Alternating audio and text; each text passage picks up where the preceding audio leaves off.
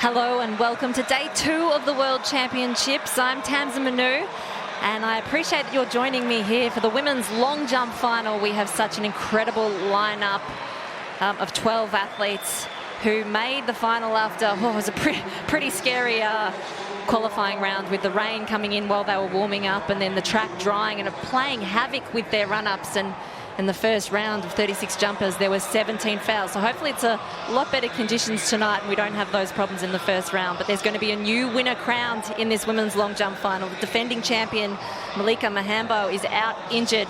So look for a new winner to be crowned.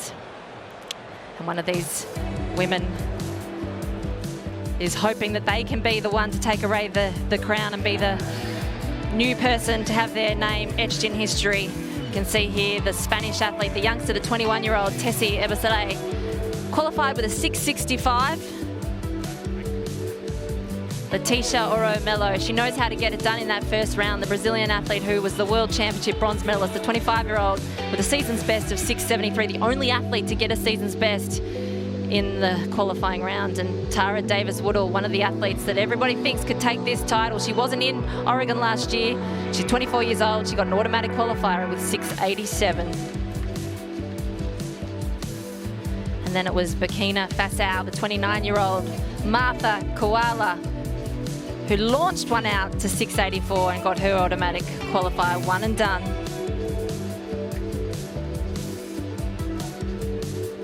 And like mother, like daughter, Larissa Iapicino, the Italian 21-year-old, daughter of Fiona May, who has won a World Championships before, knows how to do it. 6:73 qualified her for the final, and look out for her. Ese Brume, the Nigerian who had a fabulous 2022, the 27-year-old, launched one out to 6:72 to get the job done. She had a consistent 3 jumps in the qualifying. Then it was Marisa Luzzolo of Germany, the 28-year-old. 6:66 was enough to get her through to the final.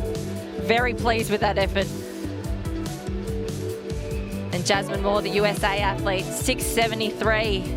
USA has won this title on 8 occasions. Can Jasmine be the 9th athlete from USA to win the title?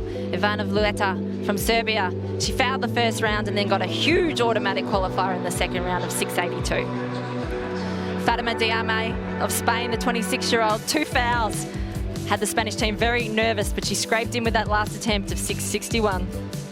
The Romanian 30-year-old Alina Rotaru Kotman made it through to this evening's final with a 6:69 jump. Topping the list for this year, Akeelia Smith. Well, she certainly had her Jamaican team nervous with 2 fouls and then a big jump on the third of 6:78. A little wry smile. She knew that she didn't make it easy for herself to get through to that final. Here's the start list. As you can see, starting off with the experienced athlete from Serbia. She's competed for nearly 2 decades now, Ivana Vlueta. She's ranked #1 in the world. And bookending it there, Tara Davis-Woodall, the one who perhaps many thought looked the best in qualifying by getting that jump done, the first one out there, automatic qualifier, and she looked very happy. She's relaxed. She didn't make it here last year. She had 3 no jumps at the USA trials, so missed her team, and so she's very hungry. She started off her season in Australia and she's come here and she's hoping to get that global title that many have thought that she could have gotten years earlier, but she's in shape and she's ready to go. Conditions look fabulous out there. I spoke a little bit earlier about the qualifying where it was a bit tough with the wet, but it's certainly dry and no excuses tonight.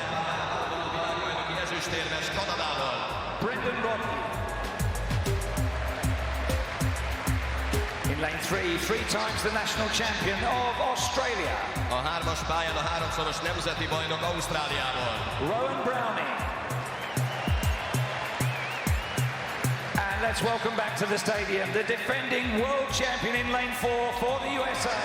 A 4-es pályán a világbajnoki címvédő az Egyesült Államokból. Fred Curley. Lane 5, twice a European Under-23 Championship silver medalist for Netherlands. Az 5-ös pályán az 23-as EB ezüstérmes Hollandiából. Rafael Buju. In lane 6, the youngest in the field and twice the world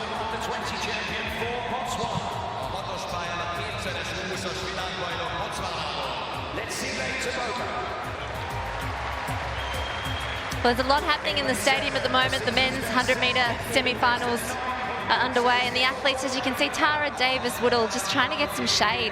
It is still very sunny over there on the back straight where the long jump is taking place.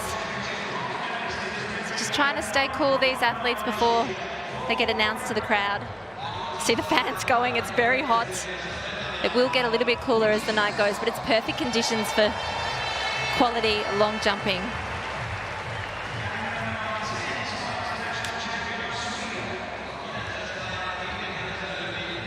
Mentioned that there was going to be a new winner crowned, and when you look through the field, there's a number of athletes who can lay claim to it. There's 5 athletes in this field with PBs, personal bests, over 7 metres.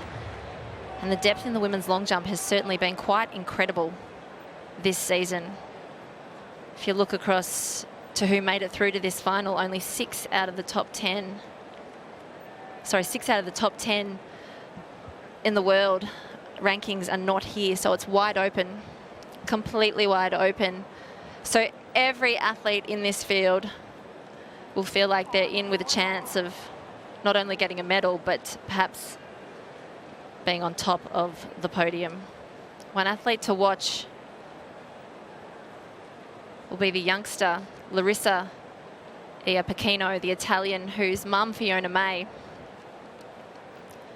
holds the Italian record. And she actually broke it 25 years ago in Budapest. So that would be a nice story if 21-year-old Larissa, who's studying law, could emulate her mother and take that record from her mother. She has mentioned that her mum doesn't mind if she gets it. She's okay. She'll be happy for her daughter if she does take that record. Has the cheeky side note that Larissa has better conditions and tracks, so should be able to get that in no time.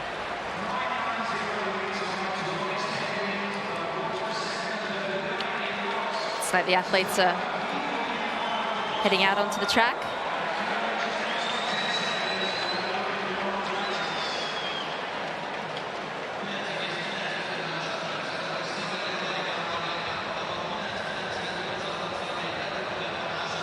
There's Valletta, the Serbian. She's probably the one that brings the most experience into this competition. She's been competing in the sport for close to 2 decades. First one to go in the order, the 33-year-old Serbian Olympic bronze medalist in Rio and 4th in Tokyo. She was 7th in the Eugene World Champs. She was hurt by that. You can tell she's come back out here and she really wants to prove a point and get back onto that podium. She's having some last-minute conversations with her coach. Look forward to seeing what she's done with her nails. She loves painting those nails in a bright neon colour.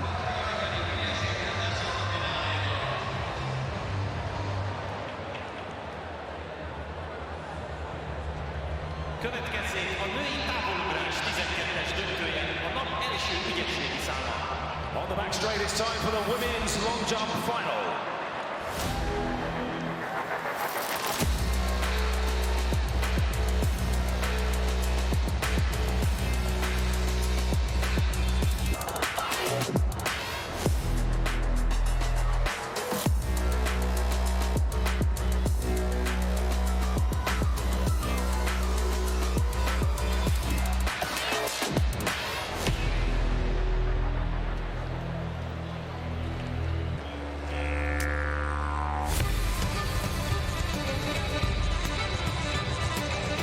It's time to meet the athletes. First of all, a world bronze medalist last year for Brazil.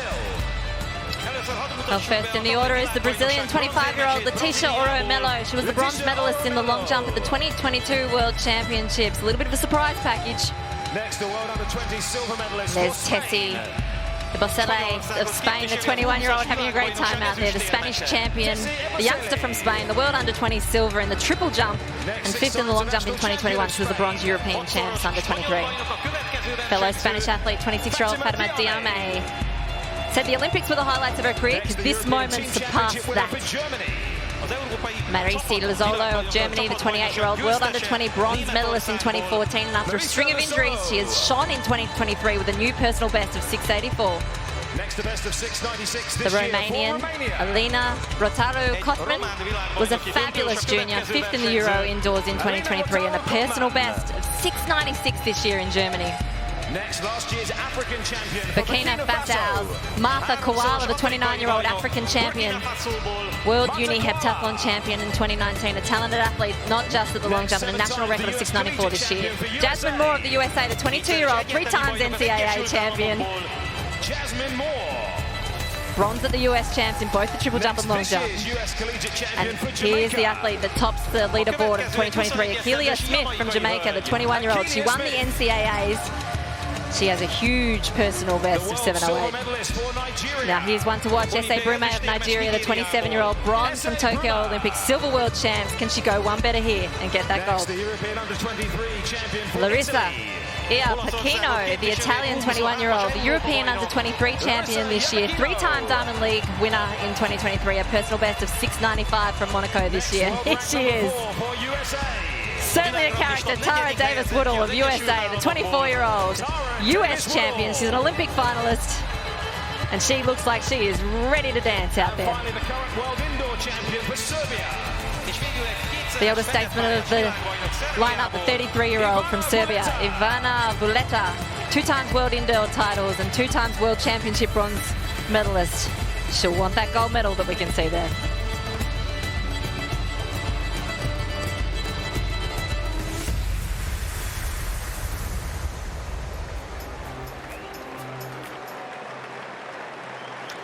You can see the medals that are on offer. It's kind of like dangling chocolate, isn't it, in front of somebody? You can't quite get it just yet, but they can see it. They can see what they're out there and they want to perform so well to get.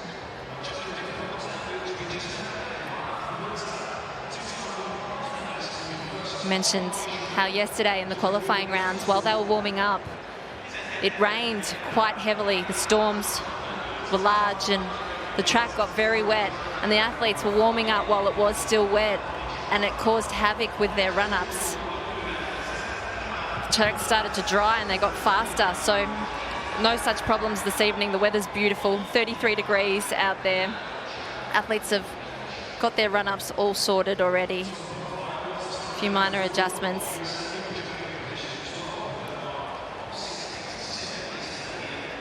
They'll be wanting to get a big jump on the board first up, just to put pressure on their competitors and take some pressure off themselves. Go through the first 3 rounds. For any of those new to athletics listening in, all 12 athletes will get 3 attempts, and then the top 8 will get an extra 3.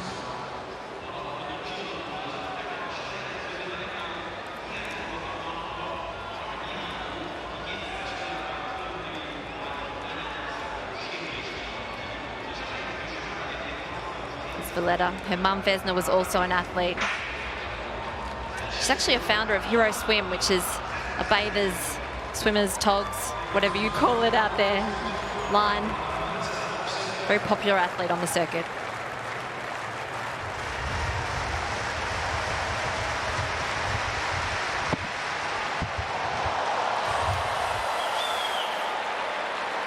Looks like just over the board. Huge jump.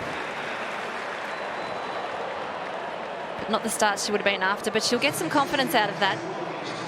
Got good height. See, she's really exploded into that board. Stretched out. She knew it was a foul. She'll also know that she's in great shape. Very, very close. That was a huge opening round jump.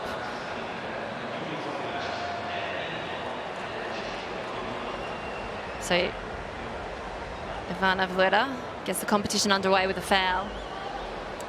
We'll speak to her coach. 1 centimetre. She'll probably move back just a little bit to keep it safe so she can get one on the board. But that was a massive opening attempt.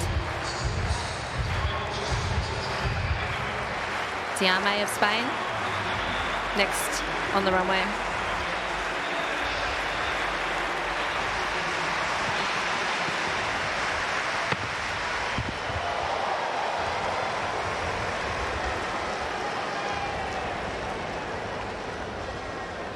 coached by Ivan Pedroso.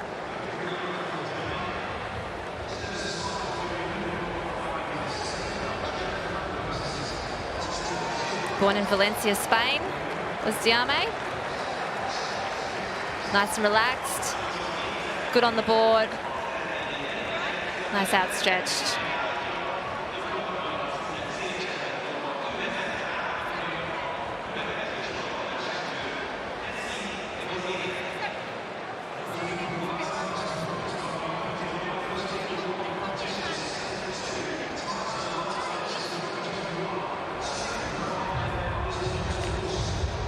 PB to start the competition off. Fatima Diame, what a way to start your competition. 682, it's an equal personal best.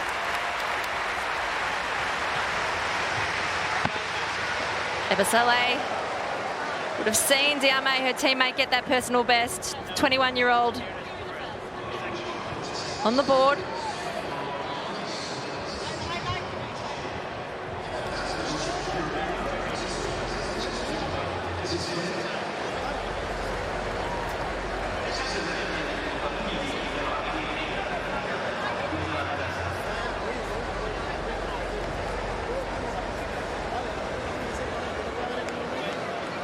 Another good jump to get her campaign underway. 662 for Ebasele. Her personal best, the season's best of 680, not too far down from that.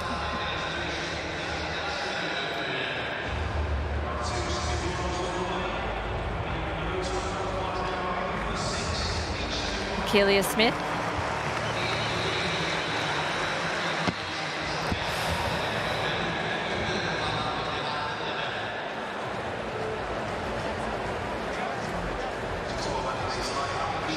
Now Keelia had 2 fouls on the board yesterday in qualifying. She started off again with another foul. She is a good clutch jumper though. She won the NCAAs this year on her final attempt. So she doesn't mind putting her team under pressure so that they build the nerves through the competition. She was well over there. There's going to be some huge adjustments needed to be made on that run up for Keelia Smith. She's coached by Edric Florial, Coach Flo, the head coach of Texas. She goes to the Uni of Texas, studying sustainability studies. Now Martha Koala qualified on her first attempt through to this final.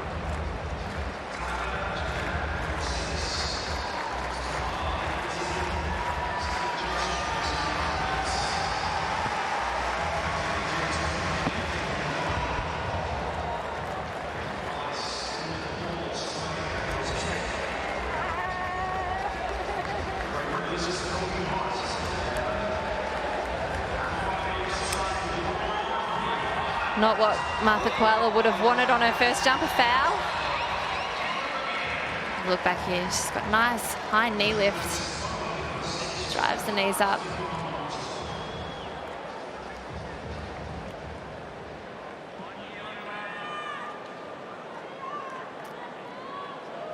Not too far over the board. It's the thing in a Olympic, in a World Championship long jump final, your adrenaline would be very, very high. So you have to factor that in. Her speed on the runway looked really, really good. So we'll need to pull it back a little bit for that second attempt. Her and her coach, Teddy Tamgo, I'm sure will sort that out before the second round. Here's the Brazilian 25-year-old Leticia Oromelo, who surprised so many at the World Championships last year, where she improved her personal best by 25 centimetres to get that medal.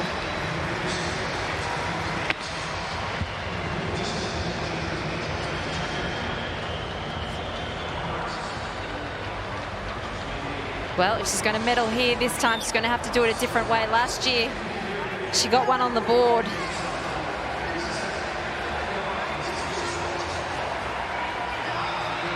And then had to watch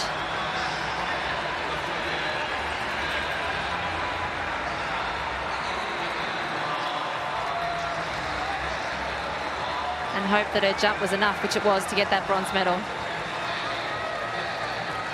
She had a serious knee injury in December in 2021, so what made her effort even more incredible was she tore a cruciate ligament at the end of 2021 in December and was out of competition for 7 months and only came back on the 27th of June for the Brazilian Nationals. So, talented athlete.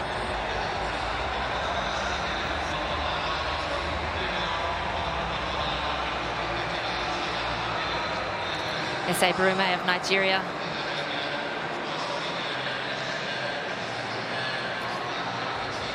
Jumped over 7 meters to win the Commonwealth Games gold last year. She actually grew up wanting to be a beauty queen. She's traded tiaras for medals. Getting the crowd involved.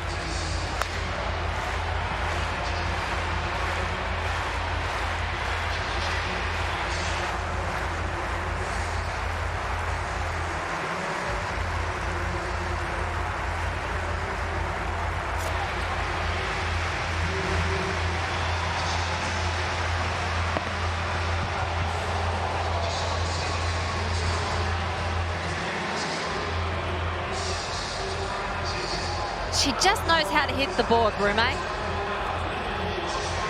Point 2 on the board, fast on the runway.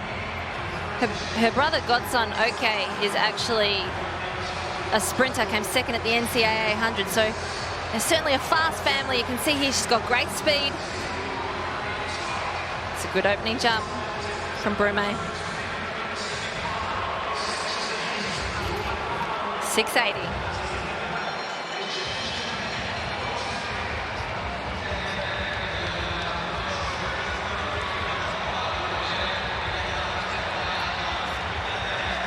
Lena Wataru Cotman. Fabulous junior. She competed in 2 World Under-20s. One at 16 where she finished 4th in the high jump and 2nd in the long jump. She was 6th at the World Champs in 2019. She's jumped a personal best of 696 in Germany.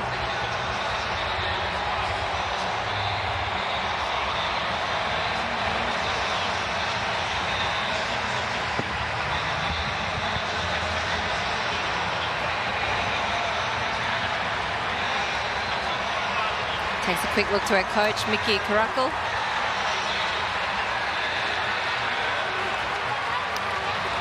She seems to be a lot more confident this year. Her and her coach, Mickey, they had the plan for this season was to really push it. Get as much out of her talent as they possibly could and see where they landed. So, personal best so far this year of 696. Let's see how close she can get to that. 651, opening round. Tell she knew that she hadn't quite nailed that jump, twisted a little bit.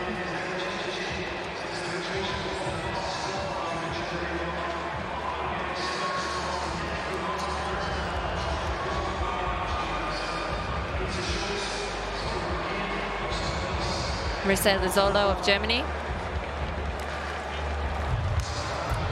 9th athlete on the runway. Opening round of this women's long jump final.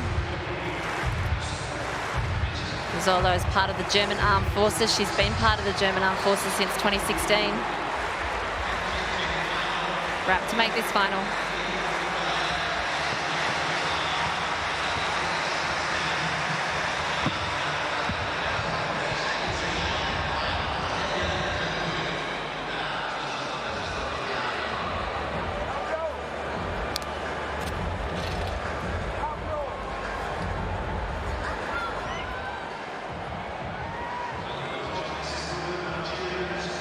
Foul.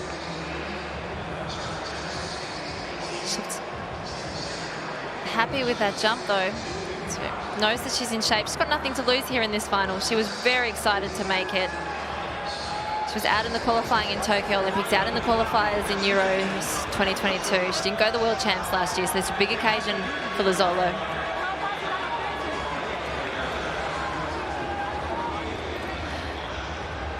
First of our 2 USA athletes in this final, Jasmine Moore, 3 times NCAA champion. She's a great triple jumper as well. She won the NCAA title in triple jump this year. In 2022, she won the double. She wasn't happy with her long jump this year at the NCAAs. She's picked herself up. Look at that focus.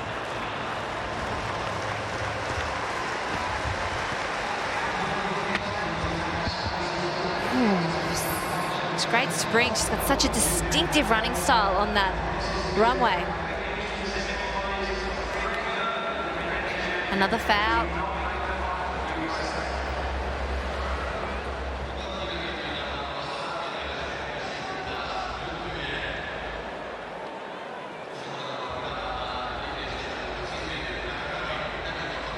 Last year's world champs.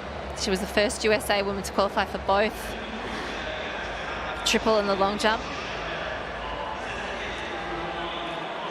She's done the same thing here this year, making the final already. Third in the US champs in the triple jump and long jump.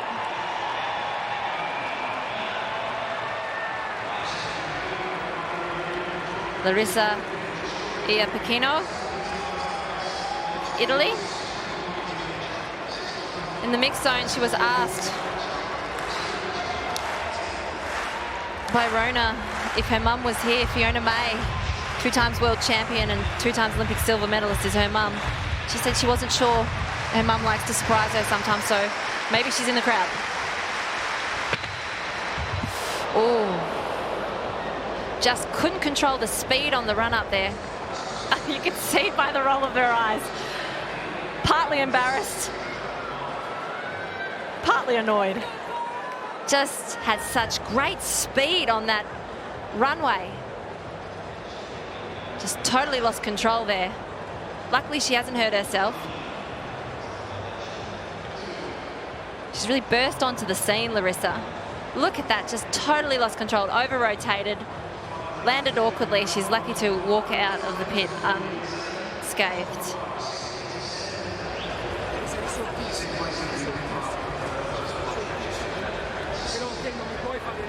Her dad, Gianni, coached her mum, Fiona, and was a 5-time Italian pole vault champion also, so she was born to do this sport. Tara Davis-Woodall, USA athlete. Ranked number 4 in the world. Huge personal best of 7:14 and a big season's best of 7:07.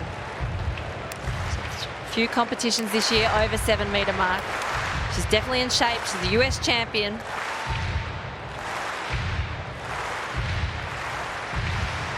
What can she do in the opening round? Ooh. Ooh. Let's wait for that. Yes, she's happy. It's a good jump, good on the board.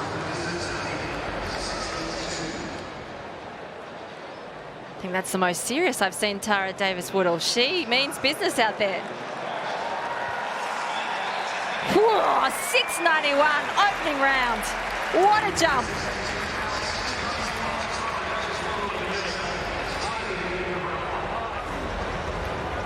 Tara started her season in Australia, so she's had a longer season than quite a few athletes. I know a lot of athletes start indoors, but she started outdoors this year in Australia at the Maury Plant meet. Texas Longhorn athlete. Her husband, Hunter, is a Paralympic medalist over 200 and 400 metres. Coach Edric Floriel, Coach Flo, he's got a couple in this final. They look happy with that. What a great opening round. Look at her, smile on her face. That's the way you want to start a final at a World Championships. Okay, round 2.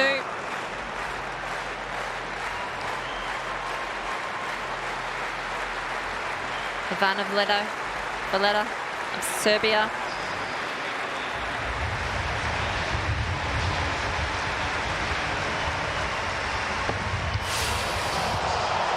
Oh.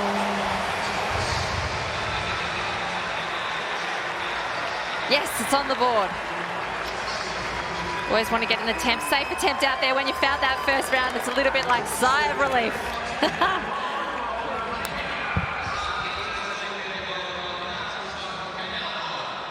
It's a bit flat towards the end of that run up, makes it safe, but that is a huge jump. Okay, the competition is starting to heat up now. It's a little bit flat. She's got more left, you can tell. Get a little bit more height.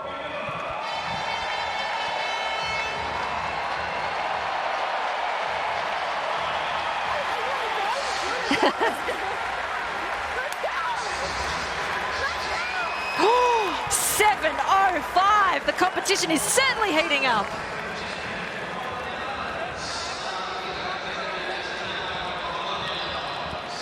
And they know it too. They know they've got a competition on their hands. If you're going to win this one, you've got to jump big.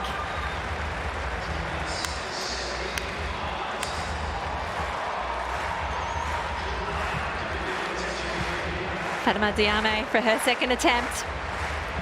6.82 in the first round.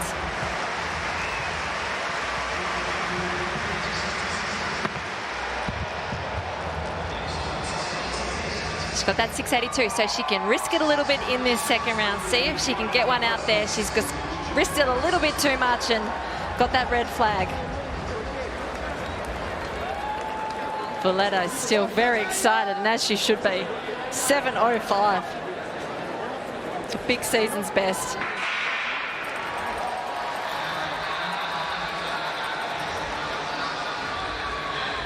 Diame's clearly fouled there. Born in Valencia, Spain, to Senegalese parents. Coach Ivan Pedroso, the Olympic champion from Sydney, will give her some great advice, I'm sure. Knows what to do out there. He's been there before. Tessie Basile, Spain, the 21-year-old who won the Spanish champs with a windy 6.89.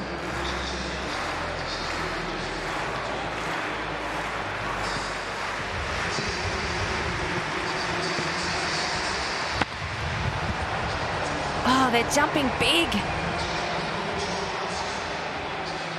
It's another foul, but you can tell this competition is starting to heat up. You know, you've seen Valletta jump 7.05. Tara Davies-Woodall has a 6.91, so you're going to have to risk it a little bit when your personal best isn't over that 7-metre mark. So Ebasele's personal best is 6.80. It's her season's best as well. She knows that to get up to the medal, she's going to have to take a few risks. And unfortunately, this one just didn't pay off.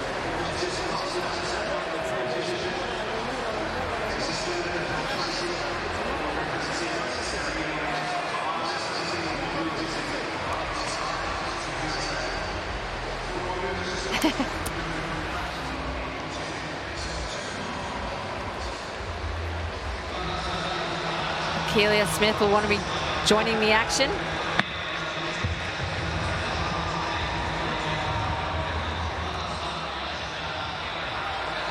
It's the thing, when you foul that first one, you have to really be a little bit cautious in your second attempt to try and get one on the board. You can just see here, she had to chop those last couple of strides.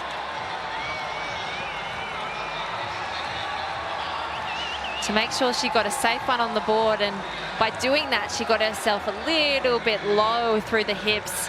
Didn't get the height that we know that she can get. And she's put herself under a little bit of pressure with a 6.49 jump there.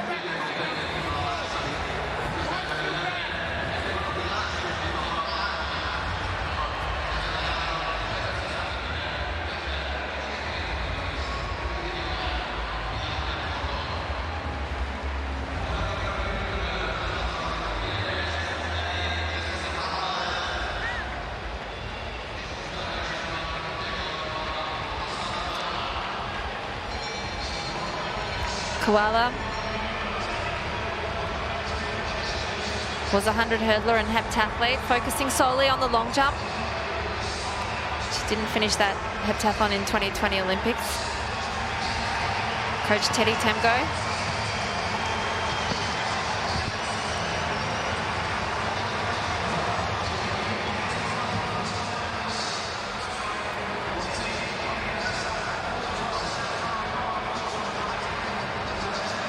Fouled the first round.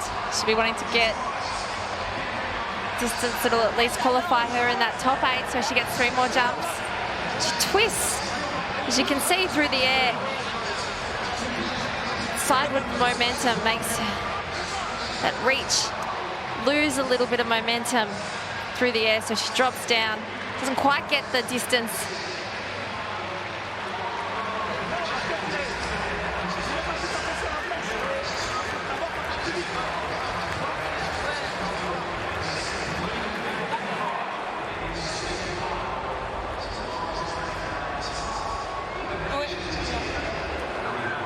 Just waiting for that distance to come up.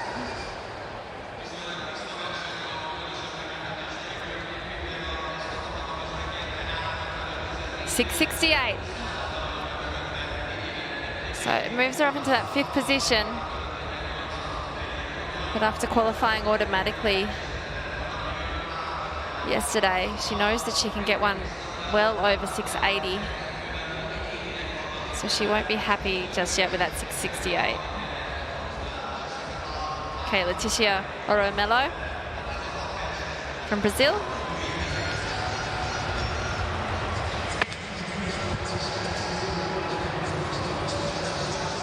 Fouled the first attempt. Has put herself under big pressure with another foul in the second round.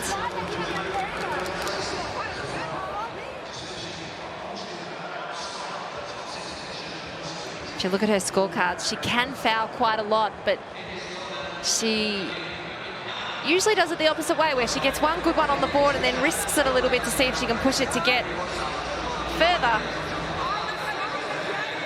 Now she's going to have to go back, and it's going to be a nervous wait for her and her team to make sure that she gets not only the run-up right so she hits the board, but she cannot relax because she needs to make sure that she gets one out and finishes in that top 8 so she can get the 3 extra jumps. Brume from Nigeria, 680 in the first round.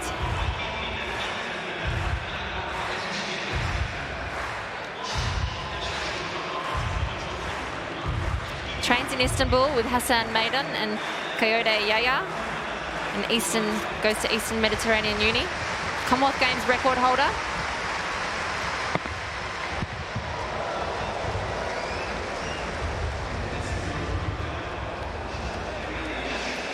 She's again on the board. She just knows how to get it right, Brume. She met Yaya at an athletics clinic when barely in her teens. And when she was asked by Yaya what wanted to be when she grew up, she said, a beauty queen, going to beauty pageants.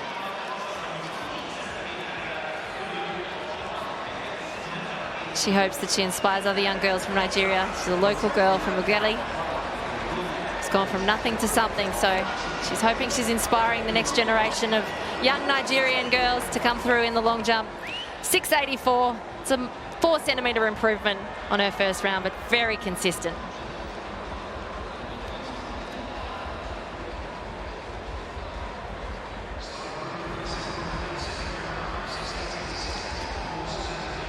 Rataru Kotman, the Romanian.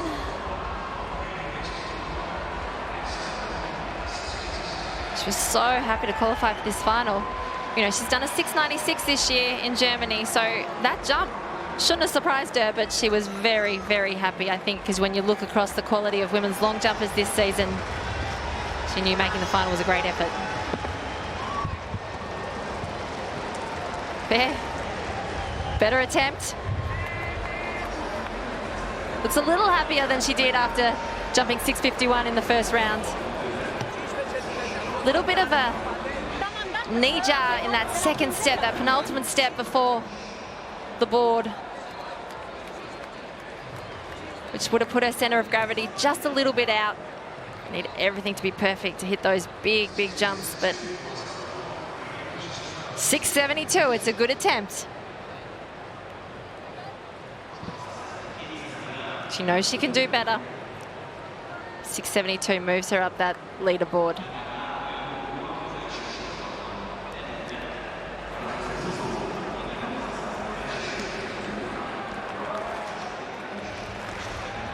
The German athlete, Lazzolo, on the run away for her second attempt.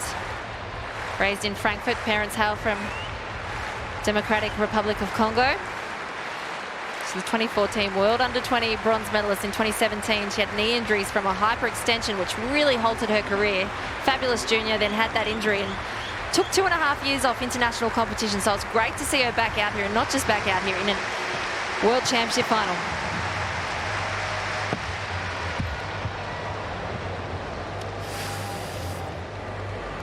Oh, Lazzolo fouled the first attempt. Was very close, fouls again. Sort of looked like she thought she'd nailed that one, had a little bit of a glimmer of hope and happiness, and then realized it was a foul, and you saw that automatic change of emotions in her eyes and facial expressions. She's now put herself under pressure to try and get one on the board. Oh, super, super close.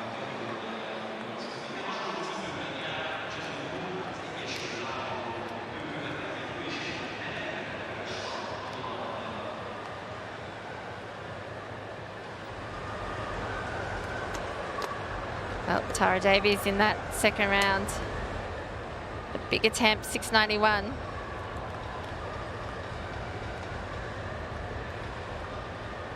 First round, sorry. She'll be looking to see if she can get closer to Valletta's 705. Fellow countrywoman Jasmine Moore.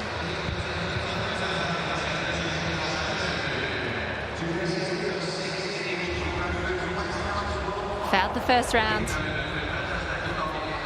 Sigh of relief there to get it on the board.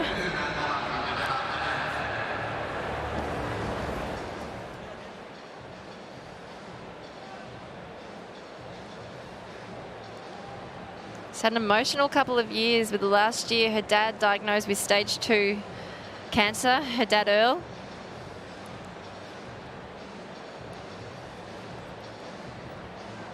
She's also really good friends with Anna Hall, so Anna Hall will be coming up in that heptathlon 800 metres shortly, so I'm sure she'll be keeping one eye on that as well. 6:42 for Moore. It's the problem when try and make that second one a safety jump. You pull back a little bit of that intensity and you give up on the centimetres for the distance.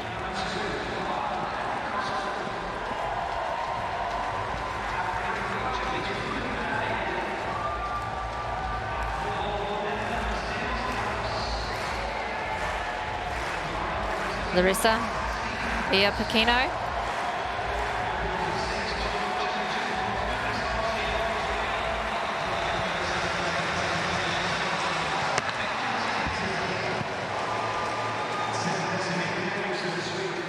Had that awkward first attempt.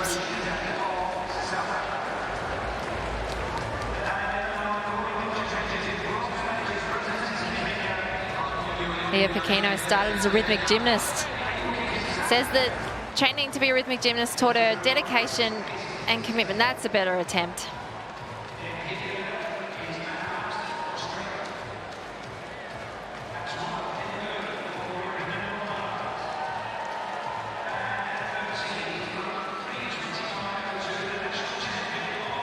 Much better attempt, 673. Still not happy. Certainly no emotion on Larissa Iapicino's face. But she'll be more relieved than she was 5 minutes ago with that foul. First attempt.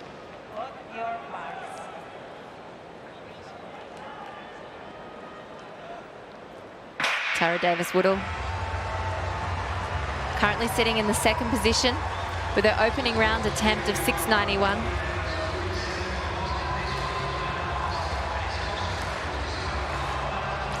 She spoke to her husband about enjoying the moment. She really does look like she has such a great time out there competing. Loves getting the crowd involved. Knows the importance of relaxation.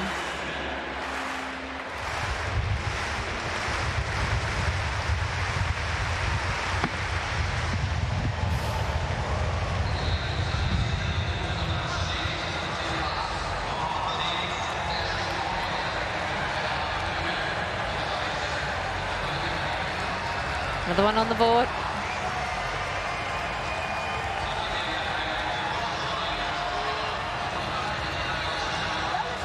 Such a character. After the US champs this year, she put the Oregon duck on her head.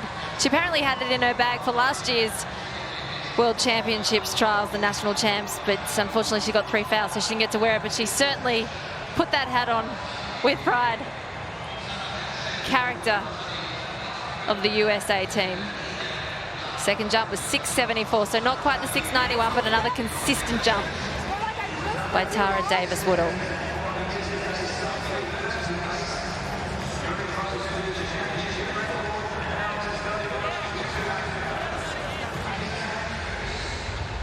All right, Valletta.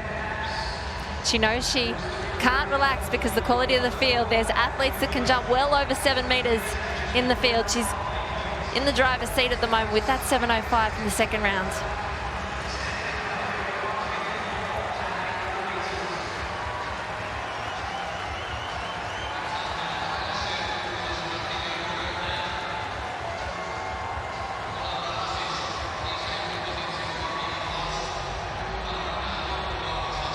Picture of concentration on the runway.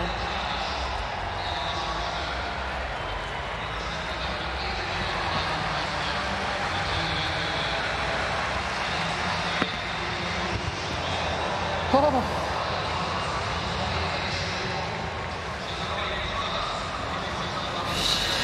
She knows she's in shape. Another big jump, but unfortunately the red flag is put up.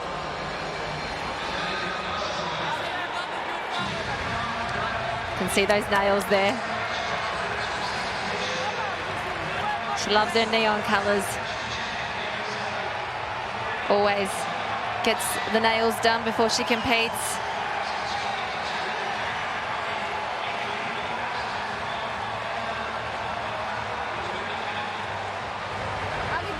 Clear foul.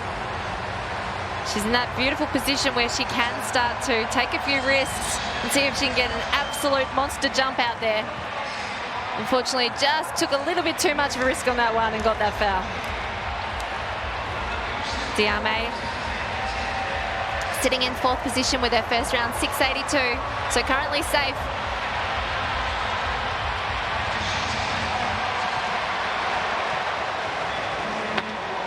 For the extra 3 attempts.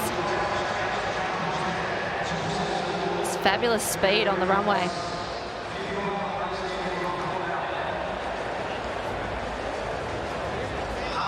Another athlete taking just a little bit of a risk to get a bigger attempt out.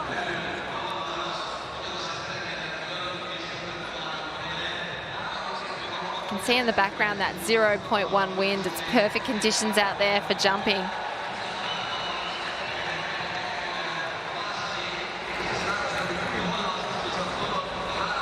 Chatting to her coach, Pedrosa.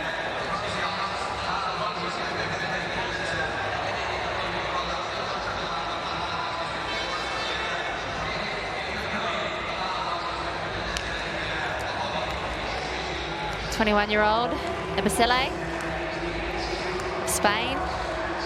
She's right there dangling on that tenterhook in the 8th position. She'll need a better jump than that opening 6.62, and she knows it.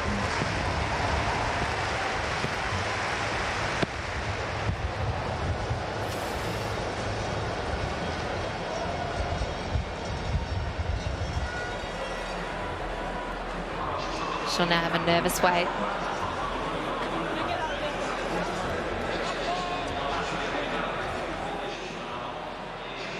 Nice and strong on the run up. It's that wider step, penultimate step. Just didn't quite get it right. 6.39.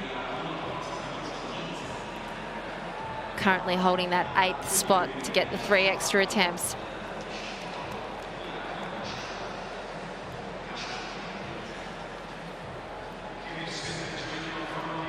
She knows that there's a couple of athletes behind her that haven't hit that top 8 that have great potential. One of those athletes is on the runway now. Akeelia Smith of Jamaica, the 21-year-old. Mentioned she's a good clutch jumper. She knows how to get it done, even under pressure. Whoa, it's a big jump.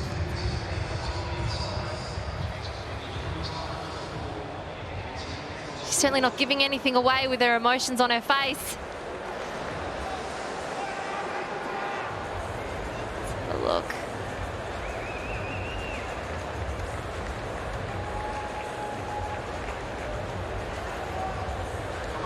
Just need to see where her foot hits that board, make sure it's safe because it's a good jump.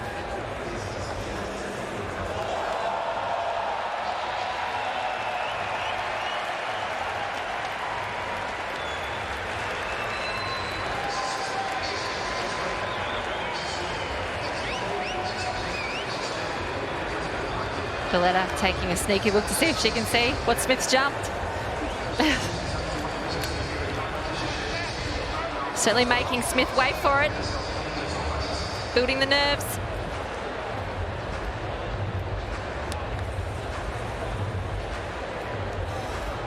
Oh, must have been really tight on the board. It's a foul.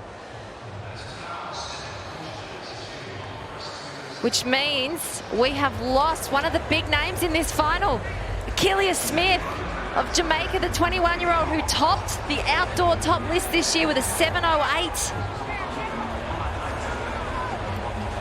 I think she's going to try and protest this. It was very, very close. We saw something similar in the qualifying.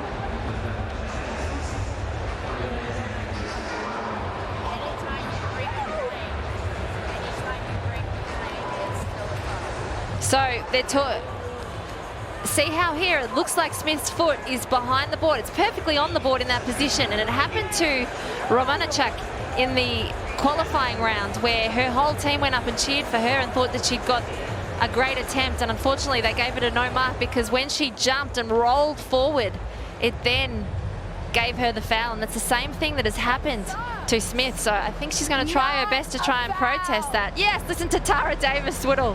She's saying the same thing. And if you speak to the long jump coaches, a lot of them agree with Tara and Smith. Because it did look good on those still shots. You see the spike marks. You can tell that she's behind the board, but it's just that rolling over when you jump and your toe goes forward.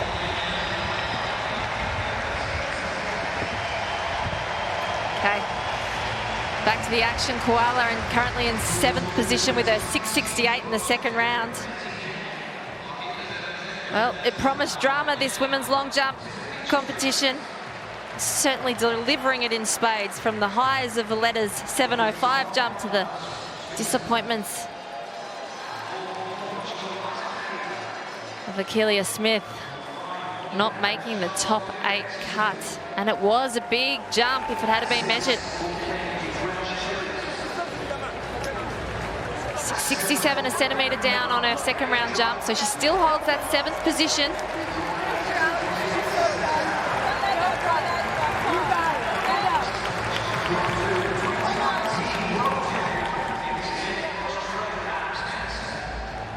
Tara Davies trying to console Smith. I think it's a big ask to try and console her. She'll be devastated with how that one played out.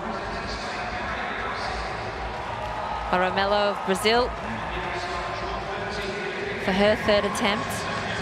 She needs this one. She's got 2 fouls. Oh, super fast on the run up, but just couldn't control it. She's not going to have the same outcome as what she had at the World Championships last year, where she hit the podium with a bronze.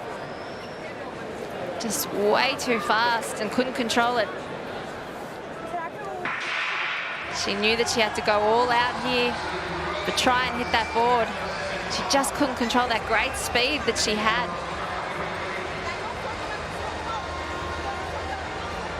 And over-rotated in 6:12.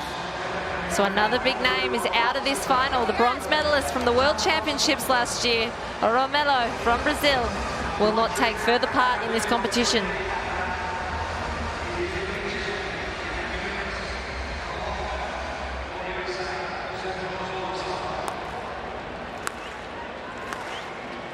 Well, Essay Brume, drama's unfolded before her, but she's got to keep focused.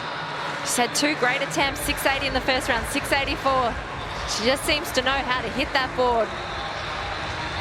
Bronze from Tokyo, silver world champs. What is she going to do here in 2023?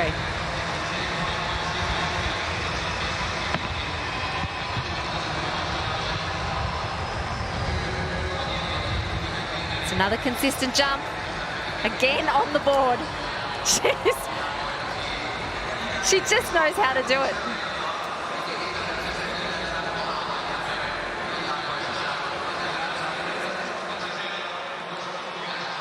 Has that great strength and speed on the runway. Great power as she...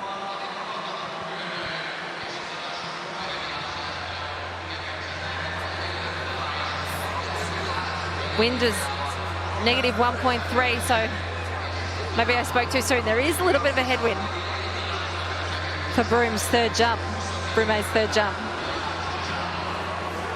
676. Coach claps Brume, because honestly, 3 jumps at 680, 684, 676. That consistency to ensure that she gets 3 extra jumps in this final. The Romanian. You see there from the wind socket, you can see that the wind started to pick up, and it is a headwind at the moment. Cutman safely in that 6th position, 672 from round 2.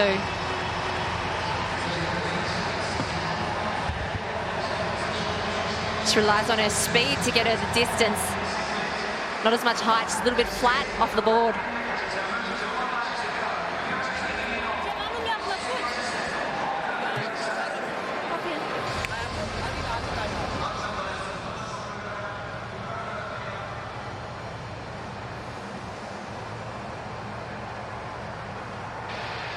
You can see she doesn't get as much height as some of the other athletes. She makes the most of her speed to catapult herself off that board and drive herself forward. It's a very animated jumper. Straight away jumps out of the pit, looks straight to her coach to have that conversation.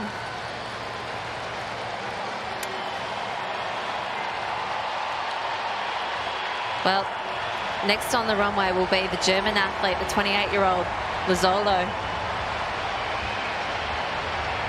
Malika Mahambo is the defending champion. She's not here because she's injured. The German athlete won the gold in 2019 and 2022 and threw in a gold Olympic medal in between those 2 titles. She's not here because she's injured, so the hope falls on Lazzolo's shoulders. She so far has 2 fouls in this final. She needs one on the board here.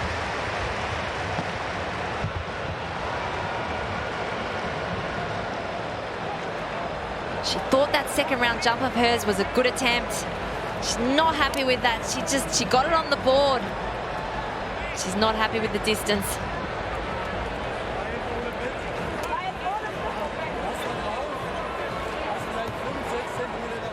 She needs 662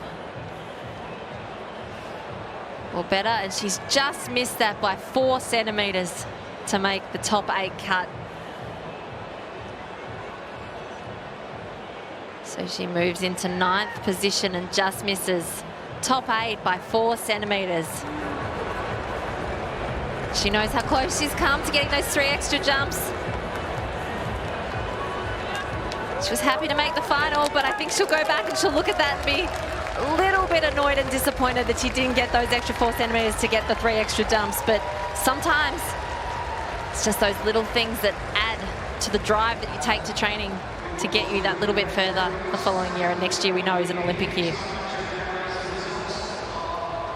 Jasmine Moore, another athlete who needs to get this one right. 642 from round 2. She's sitting in 11th position.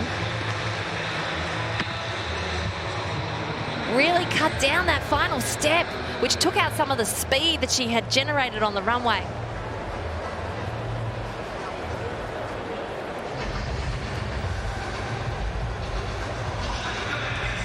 Disappointed.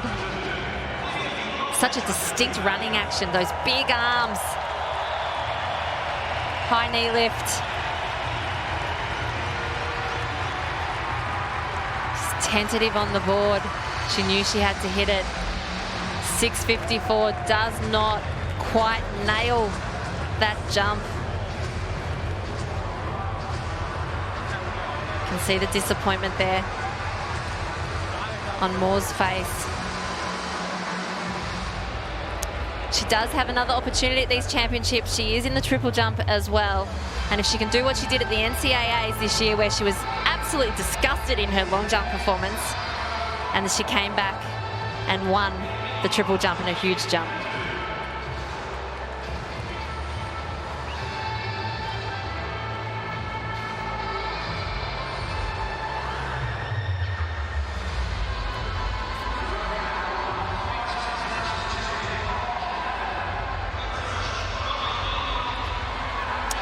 Well, we go to the top 8. Final standings, Valletta is topping the board with a 7:05.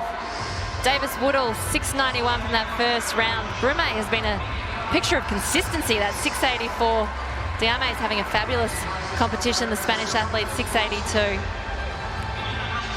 And unfortunately, we've had a few big names miss out on that final top 8. Biggest name would be Akeelia Smith, who topped that leaderboard.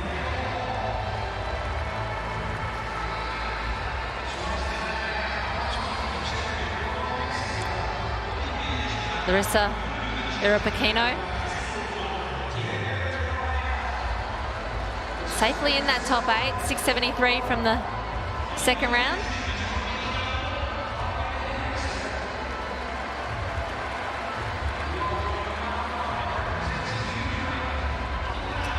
She was destined for greatness from her first few steps as a toddler. She starred in a chocolate commercial ad on Italian TV with her mum, Fiona.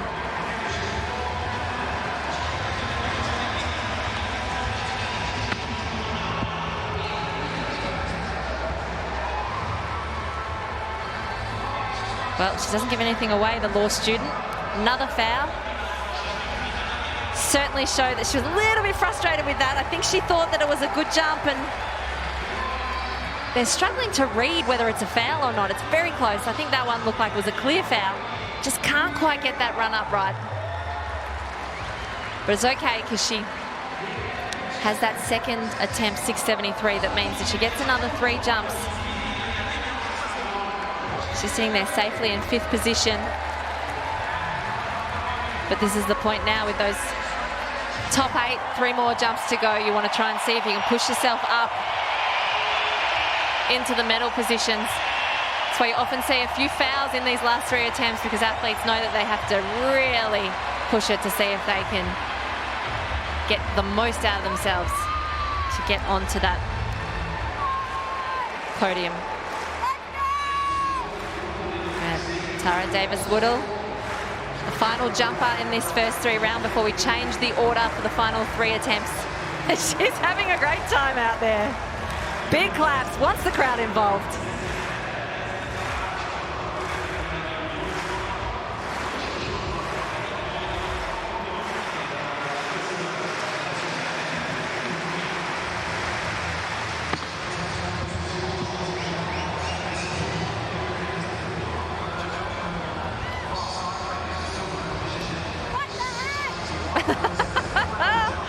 Screams out.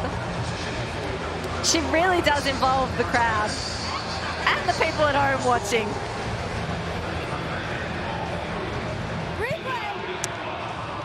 She certainly makes sport more about the entertainment factor. Takes everyone along for the journey with her. 6:62 in the 3rd round.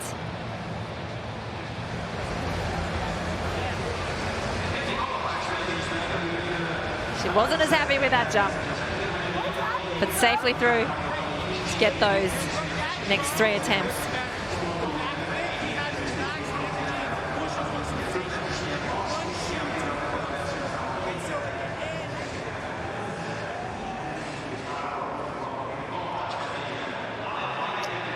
Coach Flo,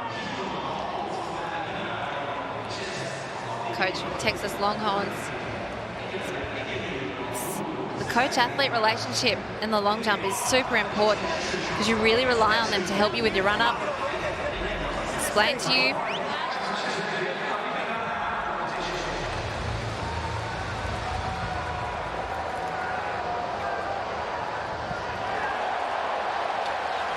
So she's getting help there. someone from her team. Coach Flo's obviously put others in charge of her instructions.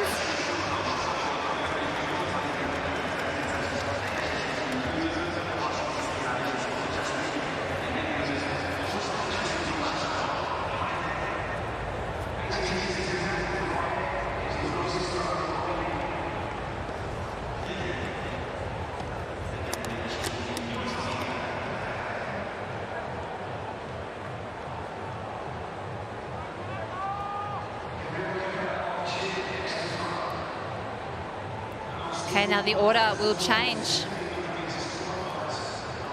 Leading in to these final three jumpers, it'll go from the 8th position through to the athlete that's topping the leaderboards at the moment, which is Valletta. So Valletta will be the last jumper. She'll jump number 8 in these final 3 rounds.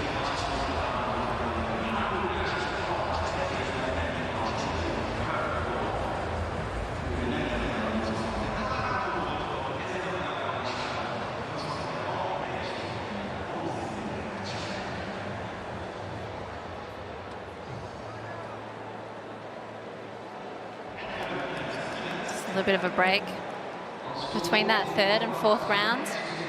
Gives a chance for the athletes to reset. Refocus on what they want to achieve out of these next 3 jumps.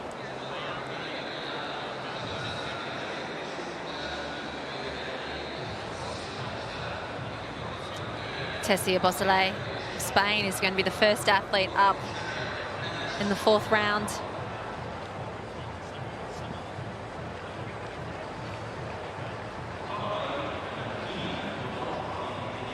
She was the bronze medalist in the European under-23s in the long jump this year with a 6.63.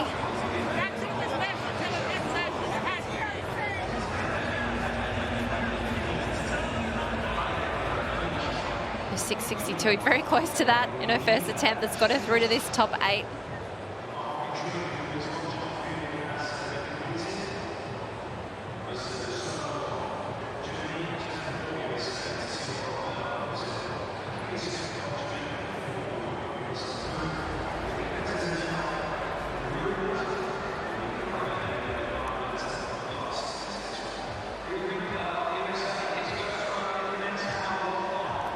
Okay, so we're just getting news, which is really interesting, and it did look like it was a good attempt. You could hear Tara saying that it was not a foul. So Akeelia Smith is going to get another attempt, so there is a delay in this competition while we see Akeelia Smith take another attempt. She has 2 fouls to her name and a 6.49 in the 2nd round, which isn't enough to get her into that top 8, but her 3rd round jump did look like it was a good attempt, and when we looked back and we saw where her foot was on the board, it still looked like it was a good attempt. So she's obviously put a protest in with her team, and they've allowed her to have a 4th attempt. Let's have a look at where this foot was. See, even when she's rotating forward, it doesn't really look like it's going to be a foul. It's very close, but it looks like it's a good attempt. It's a shame they didn't measure the jump so that you could just put it in and see what it was. But she goes back, she gets another attempt, so she's living to fight another day.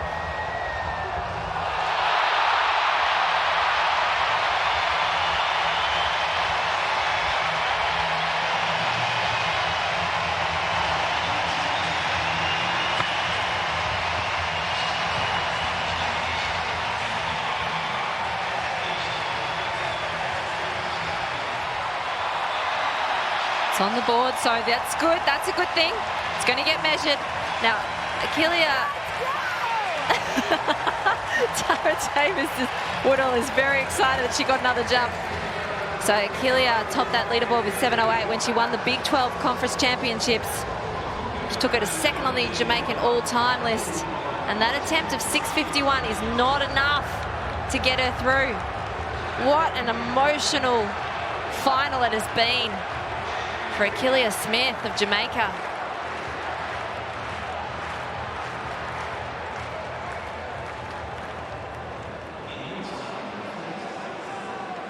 Okay, so we go back to the final 8. Person who benefits from Smith not jumping further is a Becelli of Spain, who will be the 8th on the leaderboard, so will be the first jumper to go here. The 21-year-old Spanish champion. She knows she can jump big. She's got a 689 windy this year. She's learning her event. World Under-20 silver in the triple jump, 5th in the long jump.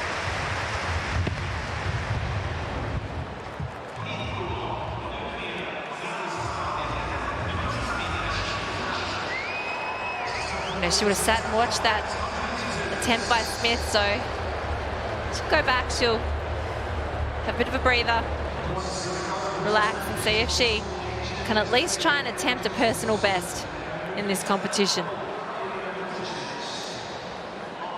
6:33, round 4.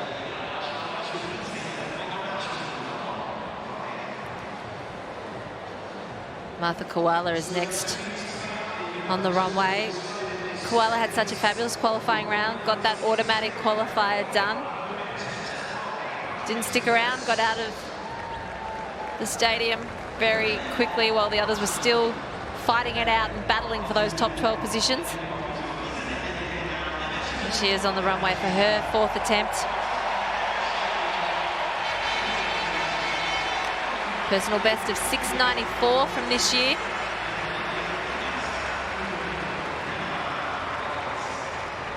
African champion.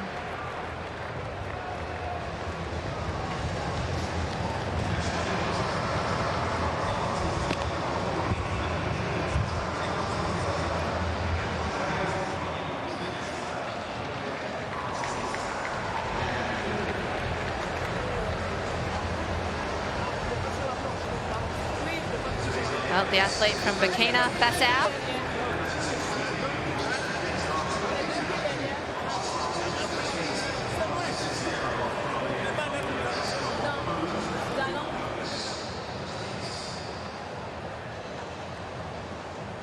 Wins back to being a tail. You can see there in the background, 0.5, the tail win.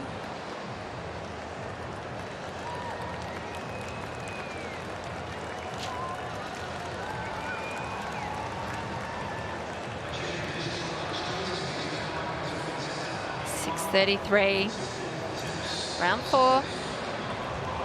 And we've got Rotaru Kotman from Romania, who didn't jump at the World Champs last year, so this is a big occasion for the Romanian. She was 11th at the European Championship. She's really improved this year with her coach, Mickey. Big arms to get her going.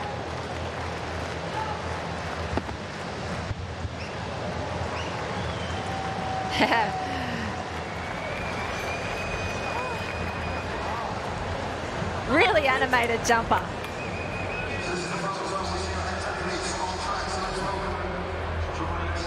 Takes us on the journey with her.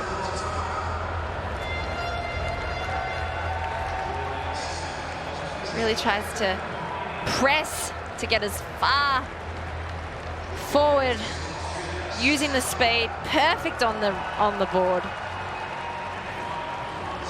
Relies on that speed to get a good jump. 4th round jump by Elena Rotaru Kotman. There's a big one, 675. That's why she's getting a bit more animated. She looks happier than she did when she first started this competition. Puts her into 5th position.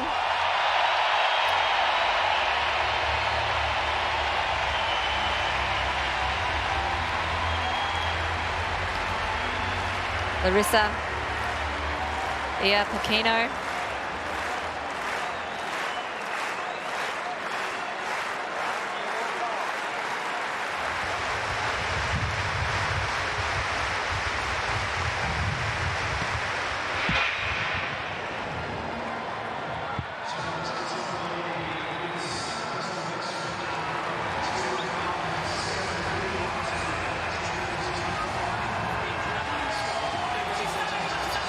Currently in 6th position, Ia Pacino.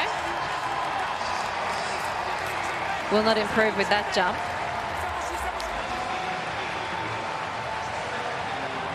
See the tension across her shoulders. She's just trying just a little bit too hard rather than relaxing and believing in her ability, getting those phases of the jump right, controlling the speed, getting good height off the board, controlling the power. 6:17, the 4th round jump.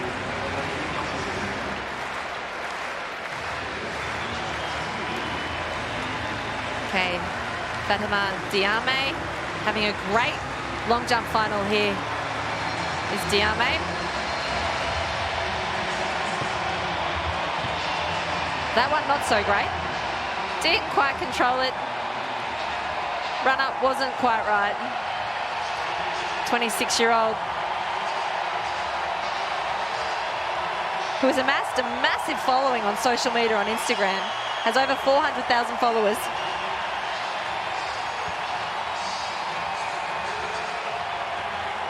Off the board, as you can see, just pulled out of the commitment to that jump. And she knew she wasn't going to improve on her first round, 682. In fact, her 682 first jump is pretty much all we've got on the board really to see from Diame. 2 fouls after that, and they measured that one at 479, but it was really just a big practice jump off the board when she pulled out. It's a big step.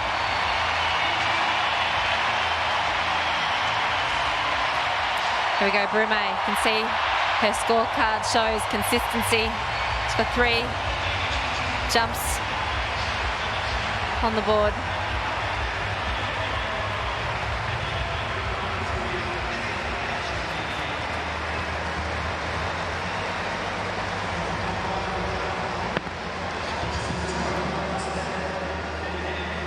Just drop those legs a little bit in the end phase of the jump. Not quite getting the height that she was after.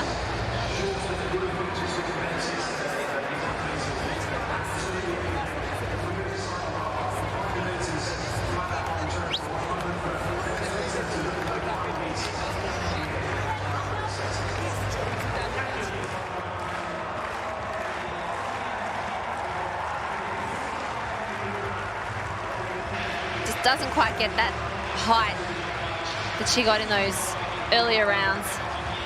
A little bit flatter. Drops the feet down a bit early.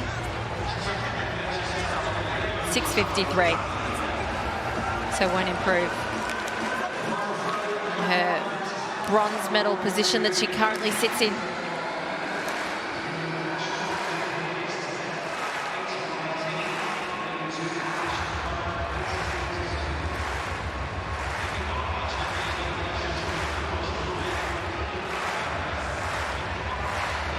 Tara Davies-Woodall really looking for one over that 7 metres to try and challenge Valletta.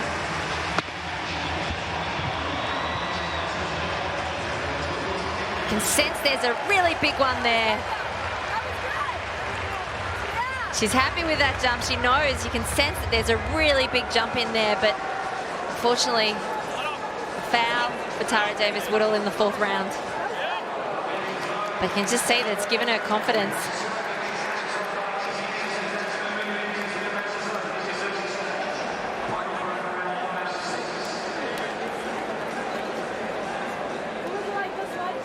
Goes over to the member of her team. Just helping her out. See the video capabilities that the coaches have these days where they can have automatic replay of what's just happened for their athlete. Can probably send it on to Coach Flo, wherever Coach Flo is. At the moment, he has quite a few athletes. Get some feedback, pass it on to the athlete before round 5.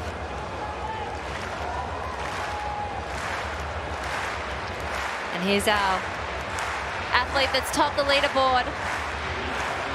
Ivana Valletta, the Serbian athlete. What can she produce in round 4?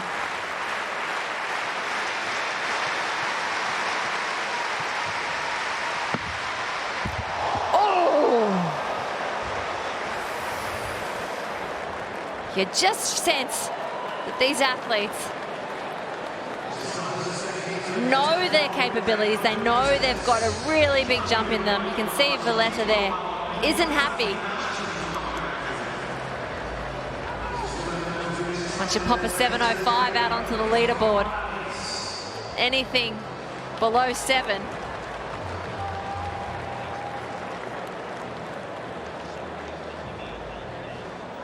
just doesn't get you jumping for joy.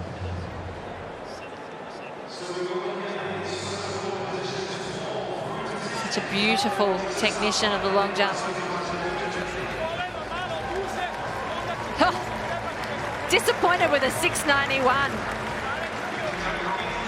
This competition's going very nicely for Ivana Valletta.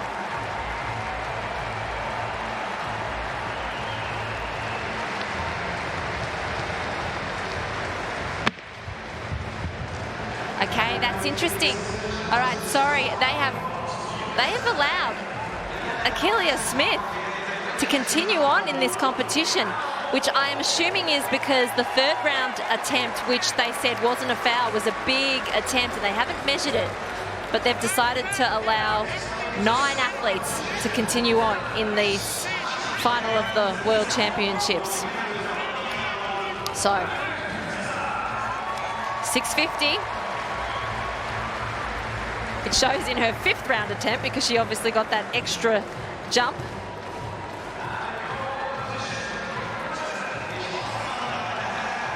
And they've put her to the top of the order because she was 11th. So that was her 5th round attempt. 650 is, and her best attempt was from round 4, 651.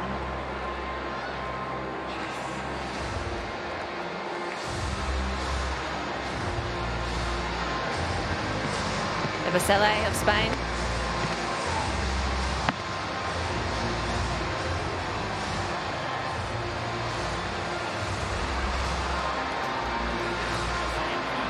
On the board.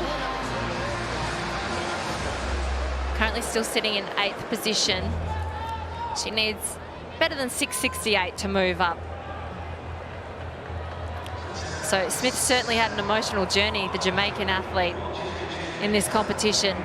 What they would have done is they would have gone back, they would have put the protest in. That 3rd round attempt was bigger, and so once there had been called a foul, they haven't been able to turn it around in terms of giving it the measure, so they've given her the extra 3 attempts. And she'll have 1 more attempt, Smith. We're into round 5. Basile of Spain sitting in 8th position. That was 649 for her. Koala knows she's in shape, knows she's got a big jump in those legs. She just needs to replicate what she was able to do in the qualifying rounds yesterday, so she can move up the leaderboard. She's got those beautiful long legs on the runway. Great knee lift. And jumps with that signature side knee action. It's good on the board.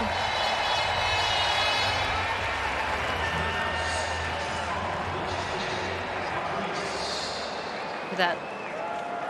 See how she twists as she takes off. A little bit unorthodox.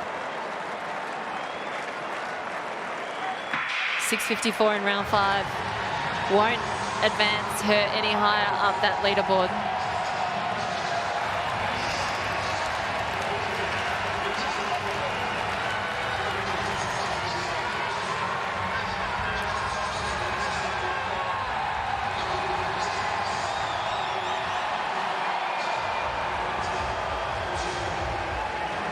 Alina Rotaru-Kotman from Romania sitting in 5th position currently with her round 4 jump of 675.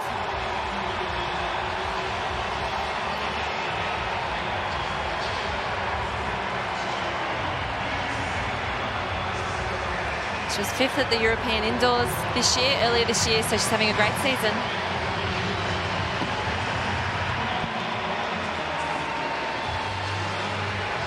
Again, animated as she gets out. You can see she's disappointed with that one. She knew didn't quite nail that one. It's foul anyway.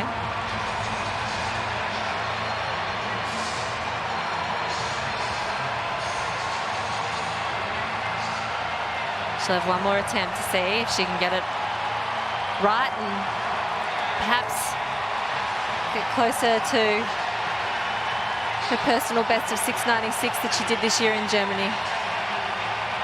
If she could do that, she'd push herself well up onto the podium.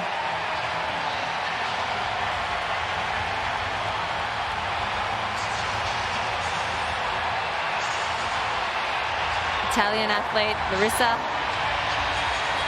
Pechino sitting in 6th position. She wants more. She really wants to see if she can get onto that medal podium. She's only young.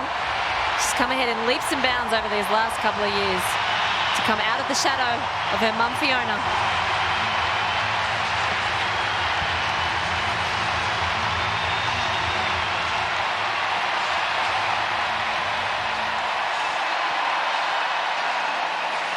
Not happy with that foul.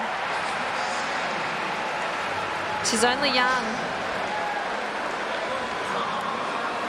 Pechino. 21 years of age, studying law. Mentioned that her mum Fiona May is an Olympic medalist and 2-time world champs gold medalist. Very, very close on that board. 2 centimetres over to get that foul.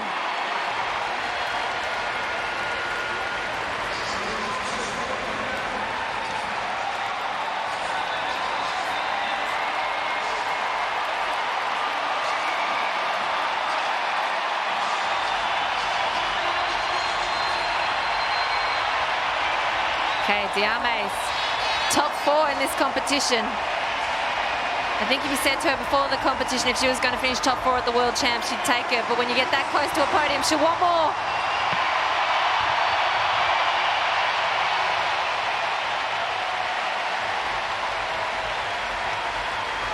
Another good attempt. Certainly doesn't look happy with it.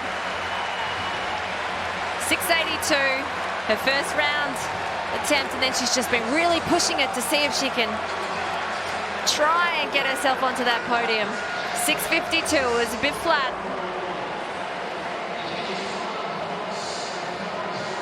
Big arms, hits that board.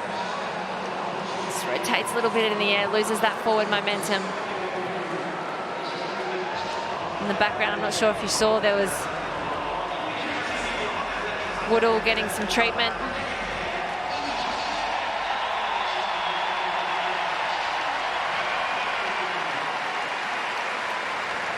Rumey.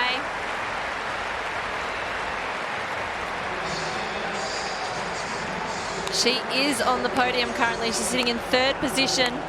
684 in the second round was enough to get her onto that podium. But we know that she is a 7-metre jumper and capable of more. Can she perhaps move up a level on that podium?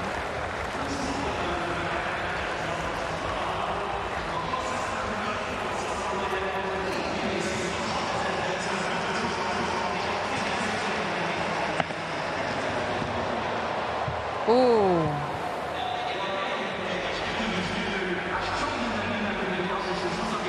Well, another one on the board for Brumé. She does not miss.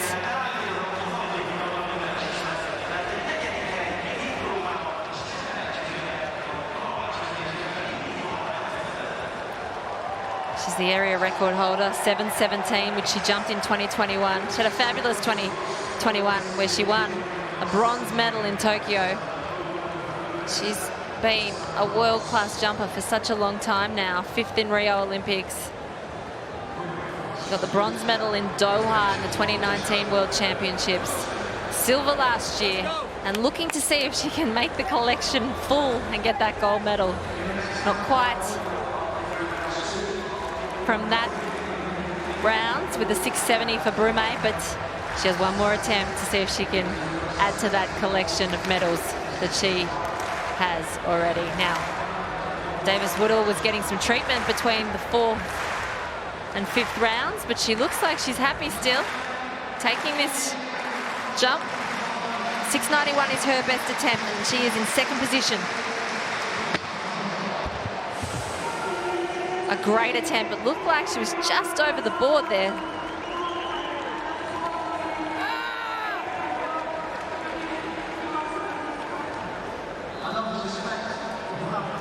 I guess when you sat at home and watched your home World Championships last year because you fouled 3 times at the National Championships and didn't make the team, sitting in second position, it's not a bad way to be. Hence, she's probably a little bit more relaxed, taking the moment in. Her husband Hunter, the Paralympic medalist, did tell her to enjoy every moment. She is pushing it a little bit, and that was a big foul.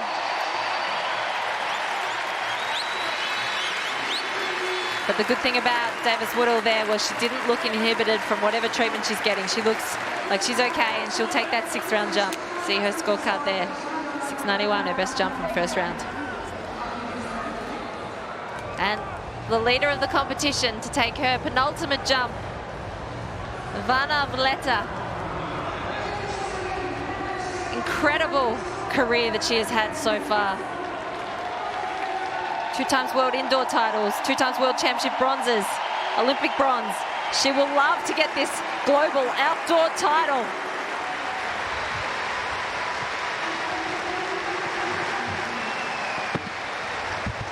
Whoa.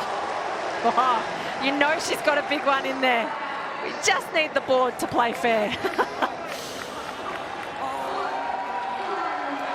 She looks frustrated. It did, it's clear. This is huge. Whoa. Yes! 7:14! Wow, what a jump! What a jump! World leading effort from the Serbian Ivana Vleta. She wants this global title, this outdoor title. You can see how much it means to her. Tara Davis-Woodall's the first person to go over and congratulate her. What a special athlete and what a special moment for the Serbian. 33 years of age.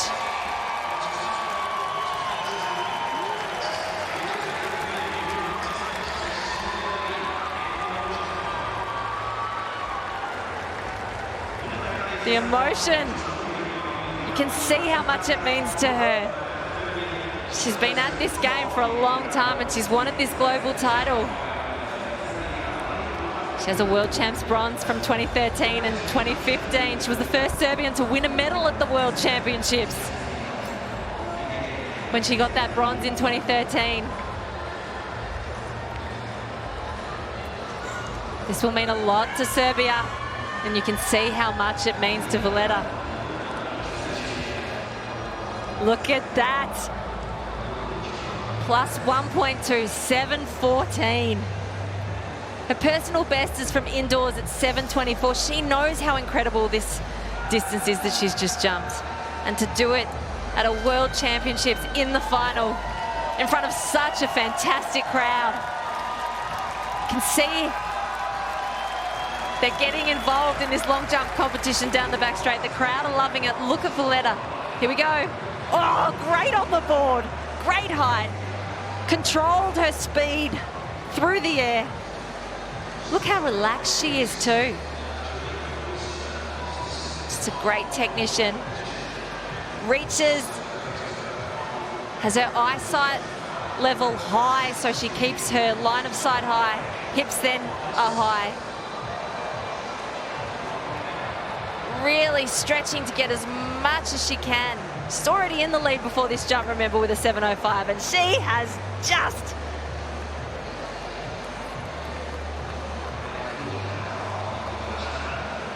wow, what an impressive jump. 7 meters 14. Well, it promised to deliver this competition, and it has not disappointed. Final jumps for the athletes. Smith, round 6.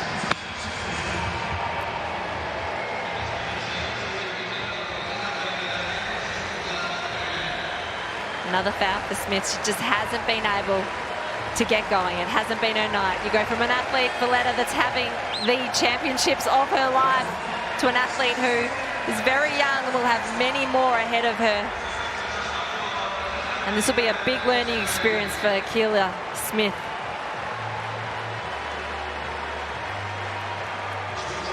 You know this is not the last we'll see of Achilles Smith from Jamaica. At 21 years of age, she has a big future in front of her.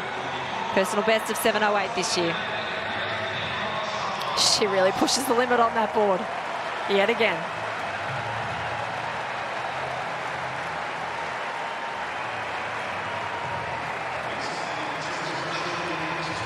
Here we go. We can see just Valletta's actually giving Tara Davis-Woodall some treatment on her heel. Something you don't see every day. Tessia Bosselay of Spain. Sitting in 8th position. Top 8. She's happy with that. It's a great effort. Top 8 for the Spanish athlete. They have 2 athletes in the top 8. The only country to have 2 in the top 8, so they've done very well, the Spanish athletes.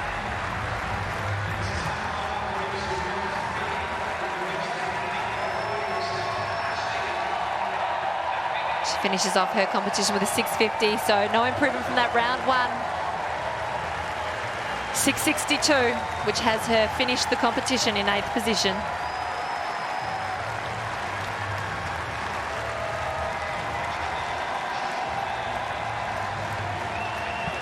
You can see in the background the heptathletes going past. On their victory lap, they've just finished their 800 metres. Now, what can Koala do? She has the ability to do some damage at the top of the leaderboard. Her final jump.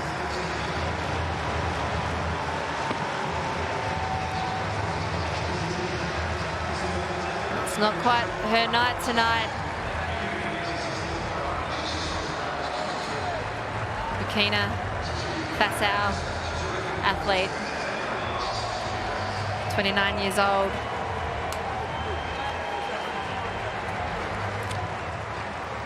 African champion. Finishes with a 654 in the 6th round. She won't change where she is on the leaderboard. She finishes in 7th position.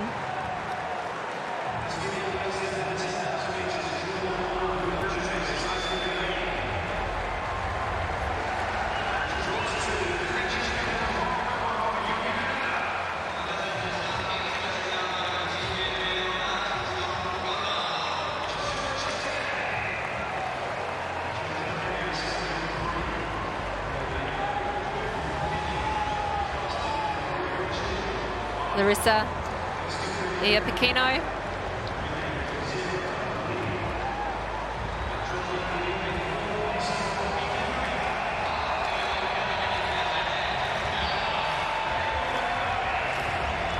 She's sitting in 6th position. Change the order. Building the drama leading into the medals. Can she get herself onto the podium? Oh, it's a great jump. It's a very good jump. She knows it. You can see she wants to see what it is. She thinks, oh, I'm just off, but it's a better attempt.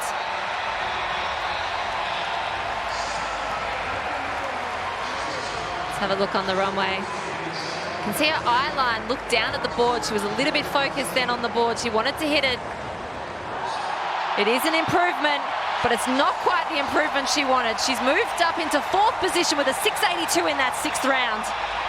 Just off that podium. You can see it's devastated her. She wanted that medal. And I like that she really, at the age of 21, she could be happy with a 4th because it's a fabulous effort, but she wanted more. You can see the emotion on her face already. The Romanian has seen Iapicino jump in front of her with that final round attempt. Rotaro Kotman getting the crowd involved. Currently sitting in 6th now. 675 is her best attempt in the 4th round.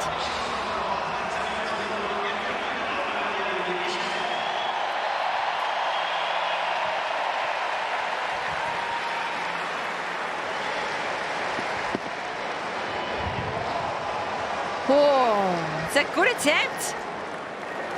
She likes it. You know she likes a little bit of a fist bump, a double fist bump. Very animated athlete. Tells you exactly what she thinks straight after the jump. It's etched on her face. So we see, Valletta, who's 33 years of age, consoling Rapakino. The mixed emotions, you go from the lows to the highs. Rotaru Kotman has just pushed herself onto the podium with a huge 6th round 688. The double fist bump, she knew she liked it as she jumped out of the pit. She's now ecstatic when she sees the jump. Distance come up on the board. She is in that bronze medal position, the Romanian athlete. What a competition she has had. The 30-year-old, fabulous junior,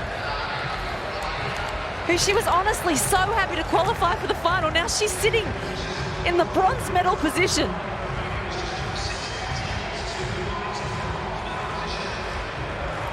Well, Diame, can she do the unthinkable? Oh, I think she's fouled that one. It was a huge jump, but just over the board. She looked at it and she knows it was massive. They've really stepped it up in this final round. Fatima Diame is going to finish in 6th position after that foul. But it was a big foul. I know the jumpers often speak about big fouls, but that was a big foul.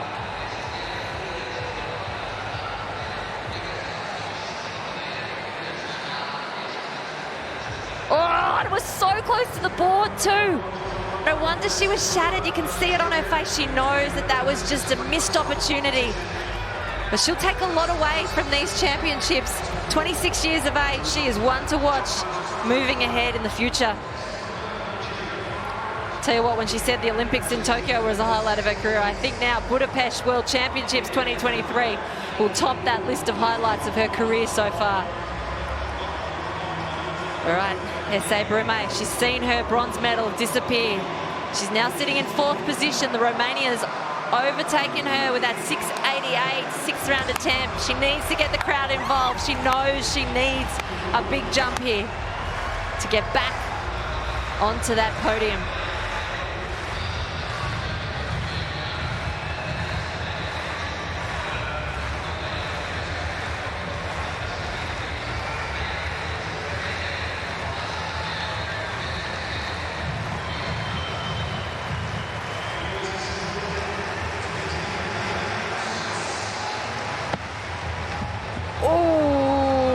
Quite.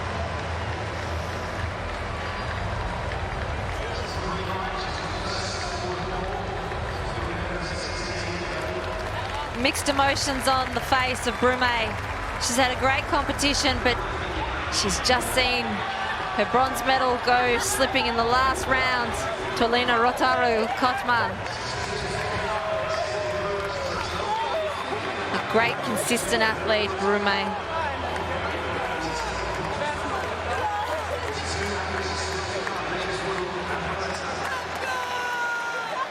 She's 6 jumps on the board. Look at the emotion from the Romanian athlete. Rotaru Kotman has had a day out in her athletics career. A day to remember for her and her team. The emotion says it all. She is wrapped with that bronze medal. 688.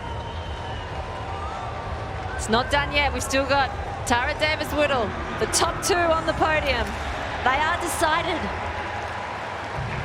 but it is not written in stone yet which athlete will get that gold and which athlete the silver. Tara Davis-Whittle still has an opportunity to change the leaderboard. Can she do it?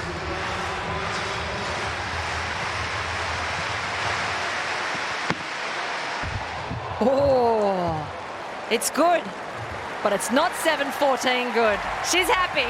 She's got a medal.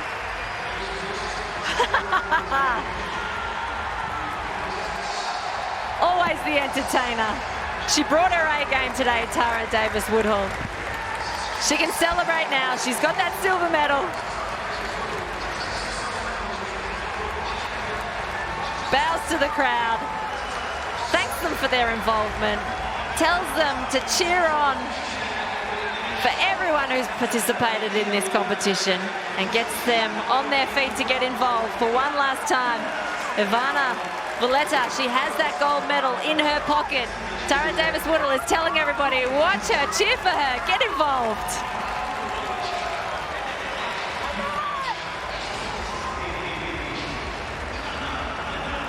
What a wonderful occasion for the 33-year-old Serbian. She knows she's got the gold medal. She's had a wonderful, wonderful competition. She married Marco Valletta in September 2021. He's ecstatic. The crowd's ecstatic. Valletta's got to compose herself for one final jump. What can she do?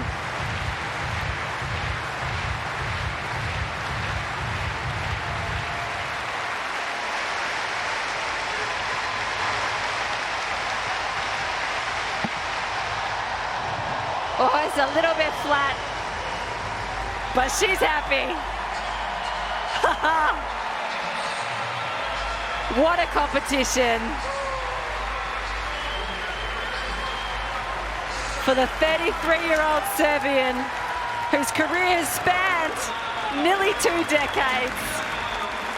After 2 World Indoor titles, 2 World Championship bronze medal, the first one in 2013, 10 years ago. She got that Olympic bronze in Rio. She was 4th in Tokyo, just off the podium. She was 7th last year. She's had her fair share of disappointments. And this is the crowning moment in her career. A gold medal, a global outdoor title. She is world champion in the long jump. See Tara Davis-Woodall with her husband Hunter.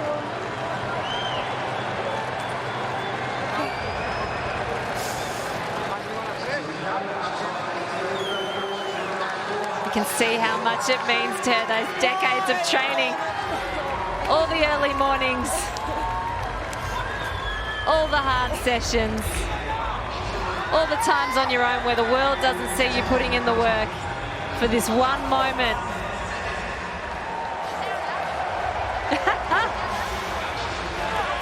It's like 3 stories within the podium right there. Rotaru Kotman cannot believe that she has got a medal. Look at the shock on her face. Sheer joy. It's almost like she thinks, pinch me and I'll wake up, but no, it's not a dream. You really do have that bronze medal, Helena, to take back to your country.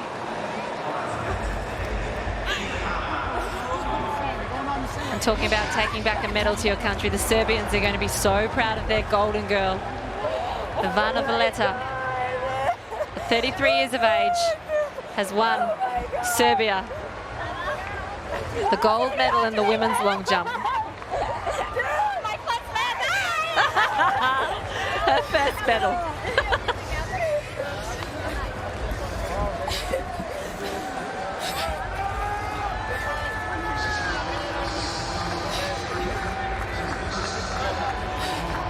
You think of them each as youngsters having those dreams of representing their country, and this is the point they've got to, and those joyous smiles on their faces, the emotion that is pouring out, that is for all of us to see, is just wonderful to witness.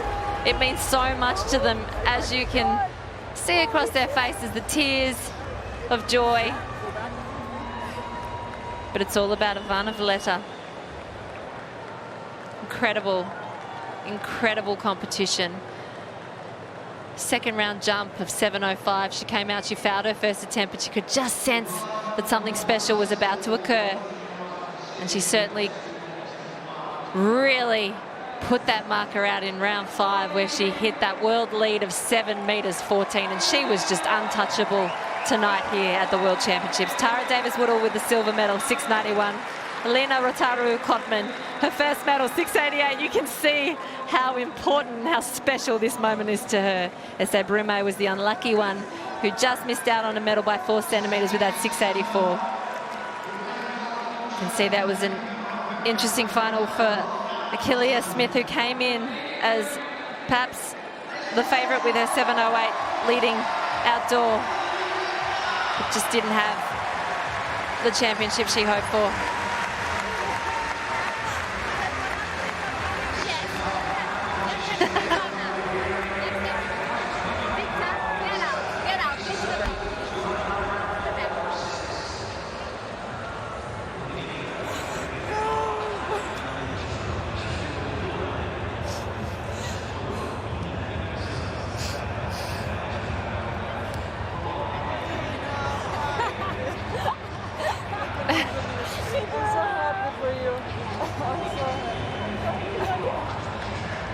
The other thing that you can see through this competition is just the wonderful people these athletes are. They were genuinely caring to each other throughout the whole competition. And even now, when the moment is clearly Valletta's, she's still taking the time to really embrace and enjoy the fact that Rotaru Kotman, at the age of 30, is having one really big moment for her career as well.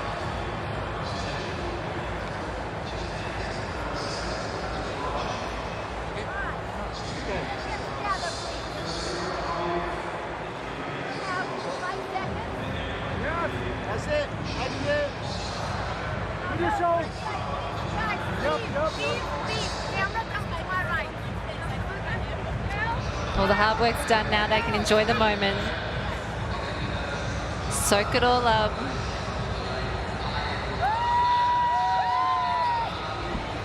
Gold to Serbia, silver to USA, and the bronze to Romania.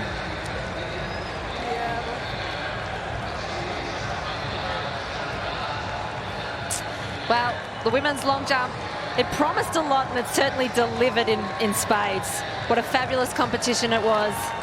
From the emotion, the drama, to the highs of seeing Ivana Valletta, the 33-year-old Serbian, take away the gold medal.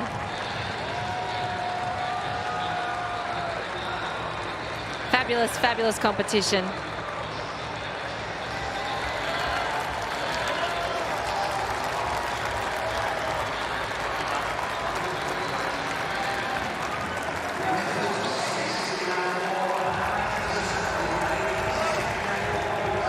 Valletta's going over to the crowd to thank them because they were so involved in this long jump competition.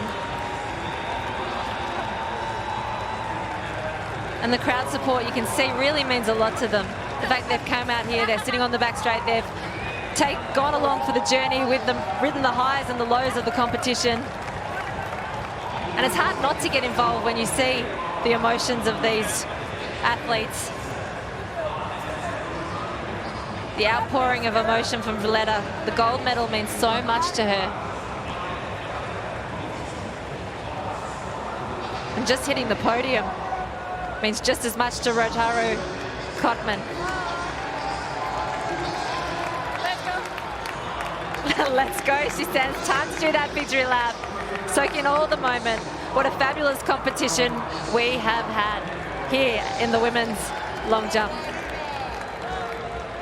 I feel like the celebrations are going to go on all night in Serbia. She was already a golden girl of the country. She will certainly be their heroine tomorrow. Off they go to enjoy the moment. A well-earned gold, silver and bronze.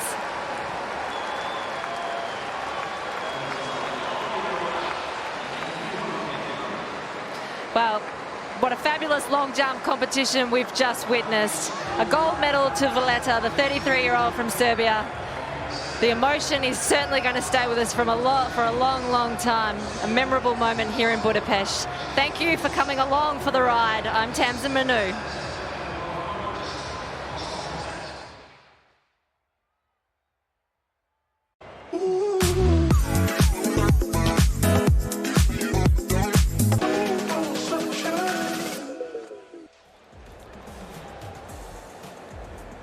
Right, time to say a very good evening to Dan O'Brien, who's alongside me for these three semi-finals. I'll just quickly go through this lane lineup and then we'll get the thoughts of the Olympic and World Decathlon champion. Dominik Kopecz goes on the inside in lane 2. We're not using 1. What kind of form do we have from the Olympic champion, the European champion, the world indoor champion? Lamont Jacobs has had a very, very quiet season. There's nothing quiet about this superstar. He's promised us 3 gold medals with 3 of the best times ever seen. 2 races away from delivering on the first instalment of his promise.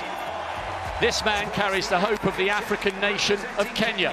Ferdinand Omanyala looks like a cruiserweight boxer, but I tell you what, he can't half sprint. Commonwealth champion, African champion, bidding for a place in the final. Abdul Hakim Sani Brown got a brilliant start in the heats, made the semis in London in 17, in Doha in 19, and he was in the final 12 months ago in Eugene. Speaking of Eugene Amodadze, breakthrough season, 9.93, and he beat Omanyala in Austria towards the very end of July. Said he's delighted to make the semis. Can he go one better? Rohan Watson, the national champion, he has metaphorically come out of nowhere, reducing his PB from 10.41 to 9.91. And Itsikiri, 3rd in the heats yesterday, 3 times a national champion, Olympic semi-finalist from 2 years ago. Dan O'Brien, let's bring you in quickly. I have absolutely no idea who's going to win this men's 100 metres tonight, let alone who's going to make the final. This is one of the most exciting years we've ever had for men's sprinting. There's not enough lanes, Rob, for all the great athletes that we're going to want to put into the final. Somebody's going to be left out. Kopecz, Jacobs, Lyles, Omanyala, Sani Brown, Amodadze, Watson, Itsikiri. First of 3 semi-finals, only the first 2 guaranteed a place. The Olympic champion goes in 2. One of the world's all-time great 200-metre runners, Lyles, goes in 4. And Omanyala, the Commonwealth champion, goes in lane 5. This is anybody's. What marker can Lyles lay down here ahead of what he believes will be a golden end to the night? They're cleanly away. Good start from Omanyala. We still haven't seen Lyles coming into his running. It could be a blanket finish. Now comes Lyles. Lyles and Sani Brown. Brilliant running by both of them. Now we see the fire in the belly of the would-be king. That was superb from Noah Lyles. 9.87. That was a fantastic victory, and don't worry, that graphic's wrong. It is Sani Brown in 2nd, a 10th further behind, 9.97. Omanyala is going to have to wait and see, Dan O'Brien. Well, Noah Lyles has run faster this season, but I don't think he's looked as impressive as he did right there in that semifinal. He got a really good start. Not a great start. He wasn't in the lead 20 meters in, but because he had made connection and he was with everybody, and you can see he was pumping his fist 20 meters out. He knew that he made a great connection. Good start, up into upright running, and then into his top speed. Oh, it's going to be tough to match his top speed in the final, but what a confidence builder for Noah Lyles. Look at that high knee lift, Dan. Just analyze that for us, if you will, with your huge pedigree in world-class sprinting. He's poetry in motion. Well, when coaches and athletes talk about execution and following a race plan, Noah Lyles followed the race plan. He executed beautifully. And when you do it right, Rob, it's easy. Running looks easy. It feels easy. He was in the groove. If he can find it in the finals, he's going to be tough to beat. And boy, oh boy, is the American star pumped for this evening. These are the balmy nights on which he assures us he thrives. So, Ferdinand Omanyala and Eugene Amodadze are in the queue room. They'll have to wait and see if 10.01 and 10.03 is good enough. We got the answer to our first question. The European champion, world indoor champion and Olympic champion, Lamont Jacobs, has just had far too many problems this season, and it isn't really a surprise that he will not be in the final. But he runs his fastest time of the season, 10:05. He came here, and you couldn't ask for anything more. He just hasn't raced enough, but 10:05, fantastic run for him. Lyles and Sarnie Brown with a PB inside 10 seconds. It's not the time, though, with Lyles. It's the manner in which he did it. Wow.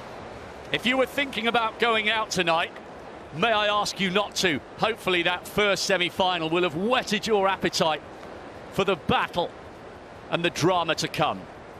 So, one potential African medalist might be in the final.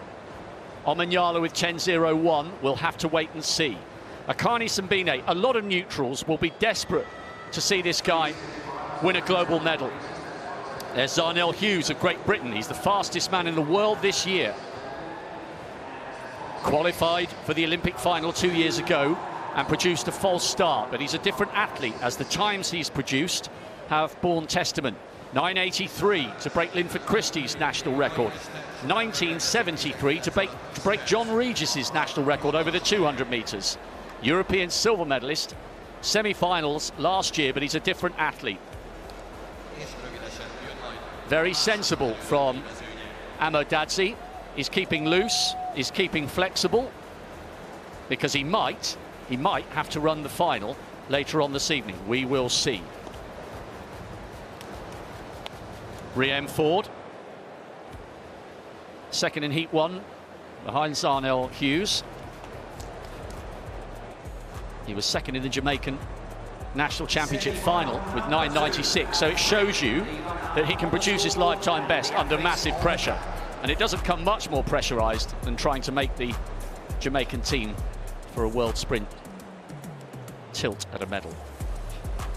Okay. What a brilliant couple of days the Japanese are having. Let's see whether Hanagita can take inspiration from Sarnie Brown's exploits in the first of the semi-finals. PB in the Asian Championship final. Next to him, Sei Ogunlewe of Nigeria, twice a national champion. He was third in heat 1. Looks focused, as does this fella, bidding for his 6th consecutive global sprint final. Akani Simbine beat Fred Curley in Silesia earlier this year. 9:97 in heat 7. Is he still as good as he was when he became the world champion? Christian Coleman, 9:98, just behind Simbine in heat 7. He's the joint 6th fastest in history. Riem Ford, the Jamaican we've mentioned, second in their national championships. Riem Ford. What a huge occasion this is for the youngster. Biggest race of his life, without question. The fastest man in the world this year at 9:83. How calm will the fastest man in the world this year be now? Zarnell Hughes, the world leader. Zarnell Hughes. He is a different athlete to the one who failed to make the final 12 months ago. Emmanuel Matadi, third in heat 3 yesterday. The Man Mountain from Liberia. Semis at the last 3 World Championships. Can he finally make a big showdown? Emmanuel Archibald had a wonderful day yesterday. Semi-finalist at the Com Games last year. He's an 8:12 long jumper. He produced 10:20 to make it through to the semis for the first time yesterday, and he might have to go even faster here. The non-automatic spots at the moment: Ferdinand Omanyala 10:01, Eugene Amadadzi, Great Britain 10:03. Yanagita, Japan in 2, Ogunlewe, Nigeria 3, Simbine, South Africa 4, Coleman, USA 5, Ford, Jamaica 6, Hughes, Great Britain 7, Matadi, Liberia 8, Archibald, Guyana in lane 9. Only 2 of these hugely talented men are guaranteed to be coming back for a show-stopping finale to night 2 here in Budapest. Huge moments for all of them.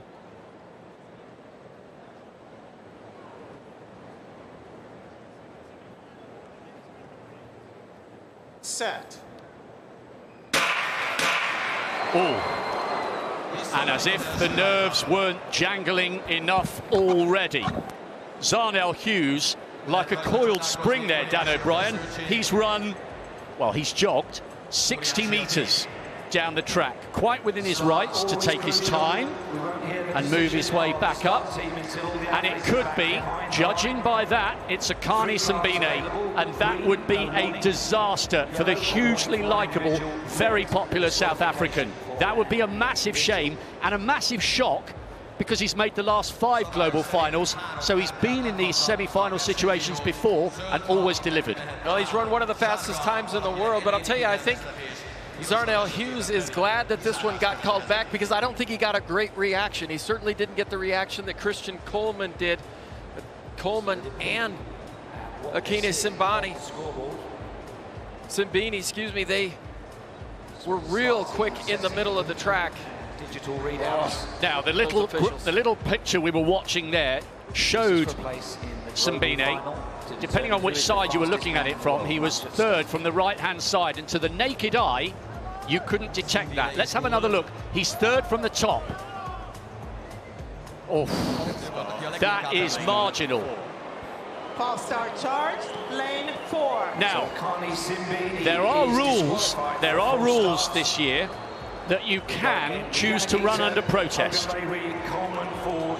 Amani Lansico did that this morning and was subsequently disqualified, despite taking the 3rd automatic spot for the women's semi-finals. She ran under protest, qualified, and was then retrospectively disqualified. And Akani Simbine has gone over to have a look. To be a false start, and you can see the red tab against Simbine's name for that reaction. Looks like he's accepted. So, Akani Simbine, is he running under protest? No, he's not. And that is a huge, huge shame.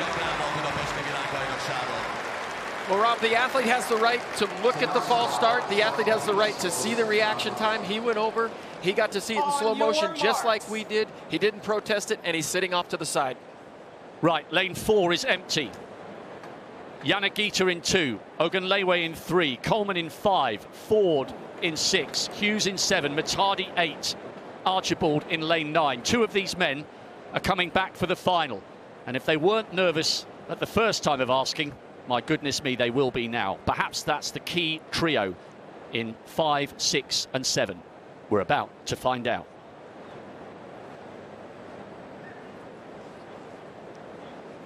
Set.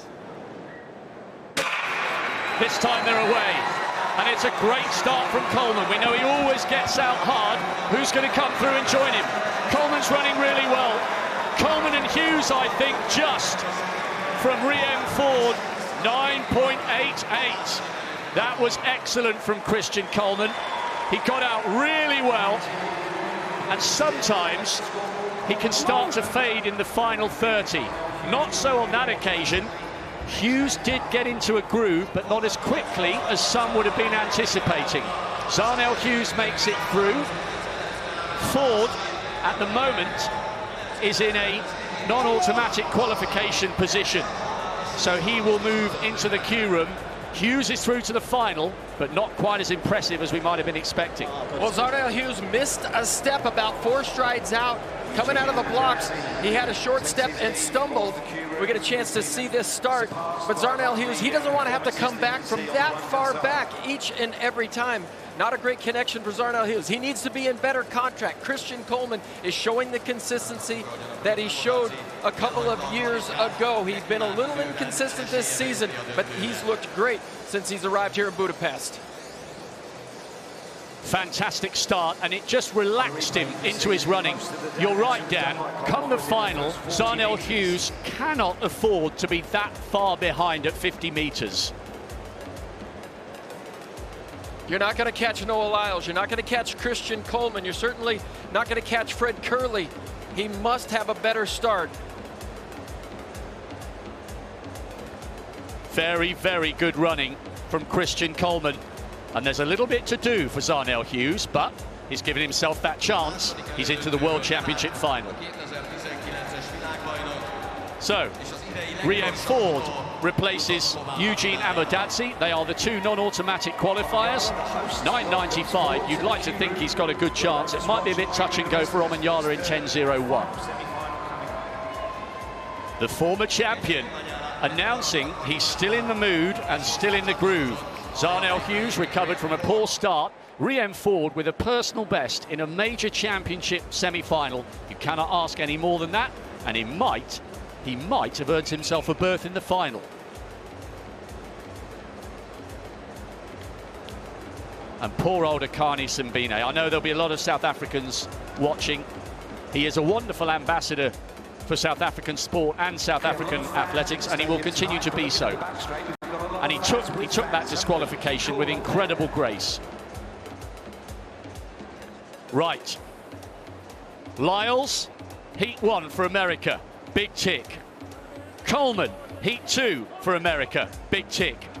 Fred Curley, Dan, how far off his best is this guy? Because he hasn't been quite as sparkling this year as he was 12 months ago, and he's going to need to be to beat Lyles and Coleman if they run in the final as they've just done in the semis. Well, I think in a lot of ways he's been running like Zarnell Hughes has this season. He comes from behind. He doesn't get a great start. He comes from behind, but he just hasn't been quite as effective, certainly, as he was last year in the 100 meters. But he's also showed his versatility a little bit. We've seen him more in some 200 meters. He's tried to set up some match races, but Fred said, look, I'm ready to turn back challengers. What about Oblique Seville, running 9.86 for a lifetime best in the heats yesterday? Possibly a little bit over-exuberant, because he might have to run that time 3 times to win a medal, 3 times in 24 hours. Well, he is a smooth operator. If he can run without really stressing himself, he doesn't want to have to press, he doesn't want to have to push too hard. He needs to be able to run his race, and if he does, he's going to run extremely fast. Hope you're enjoying these semi-finals. Here's the third. Brendan Rodney, 4th in heat 6. A whole phalanx of relay medals on the podium in Beijing in 15, Rio 16, Tokyo 21, and last year in Eugene. Brendan Rodney, what an ambassador for Canadian athletics. The flying mullet, Rowan Browning, ran so well yesterday in the heats for 2nd place. Could he break 10 seconds for the first time in his career? The reigning champion, the man who's run inside 44 seconds for 400 meters. What a transition down to the shortest sprint of all. Fred Curley in imperious form this season, but is he as good as he was last year? Raphael Boujou, silver medalist in the European under-23s this year, moved to the UK at the age of 4. He was 4th in the Stockholm Diamond League. What an opportunity this is for him to go sub-10 for the first time. Letsile Tebogo, a double world junior champion over 100 meters and the African record holder at the 200 when he closed on Noah Lyles like a steam train, running 19.5 in the London Diamond League. Oblique Seville, 9.86 for the Jamaican youngster yesterday, coached by Glenn Mills, yet another from his incredible stable. Reece Prescott got a relay bronze last year. He made the final in his own right in London 6 years ago. Great run to the semis. Can he return to the biggest final in the sport? And on the outside, we're using 2 to 9, remember? Henrik Larsson, European indoor bronze medalist over 60, so we can look to him to make a quick start. Henrik Larsson. Another loaded race. It's the final 2 places in the world final coming up. So, Rodney, Canada 2, Browning, Australia 3, Curley, USA 4, Boujou, Netherlands 5, Tobago, Botswana 6, Seville, Jamaica 7, Prescott, Great Britain 8, Larson, Sweden in lane 9. The non-automatic times, it's Ford for Jamaica on 9.95 and Omanyala, the Kenyan, at 10.01. Brilliant performance by Noah Lyles in the first semi-final. Excellent from Christian Coleman in the second. What will we see from their compatriot? The man who still has the title, but he's got a huge amount of work to do before he can successfully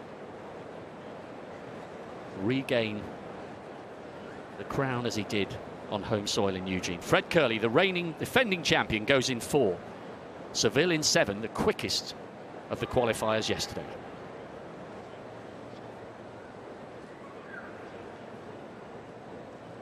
Set. They're cleanly away. Fred Kerley takes a while to get into his running, but Seville's going really well, the Jamaican, and Kerley's having to work here to come through. Kerley's got to wait and see. Seville and Tobago taking the automatic spots. Good effort from Rowan Browning on the far side. Fred Kerley now. I think Fred Kerley's missed out because the unofficial time here, Seville at 9.90, Tobago at 9.98, the two youngsters. Kerley at 10.02 does not make the final. He is out because Ferdinando Manyala is the second of the non-automatic qualifiers at 10.01. Kerley has gone, they haven't, they're in the final. Pick the bones out of that, Dan O'Brien.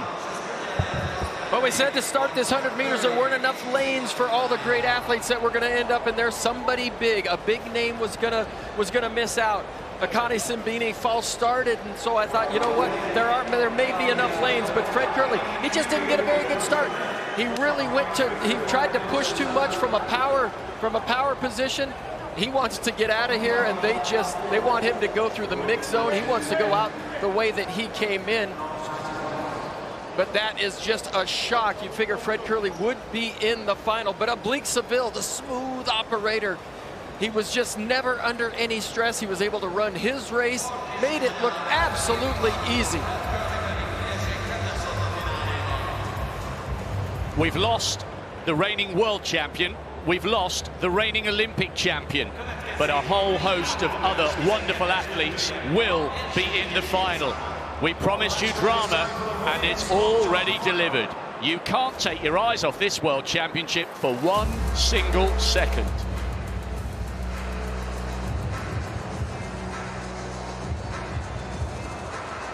Wow. Oblique Seville, 9.90 on the nose. Tobago,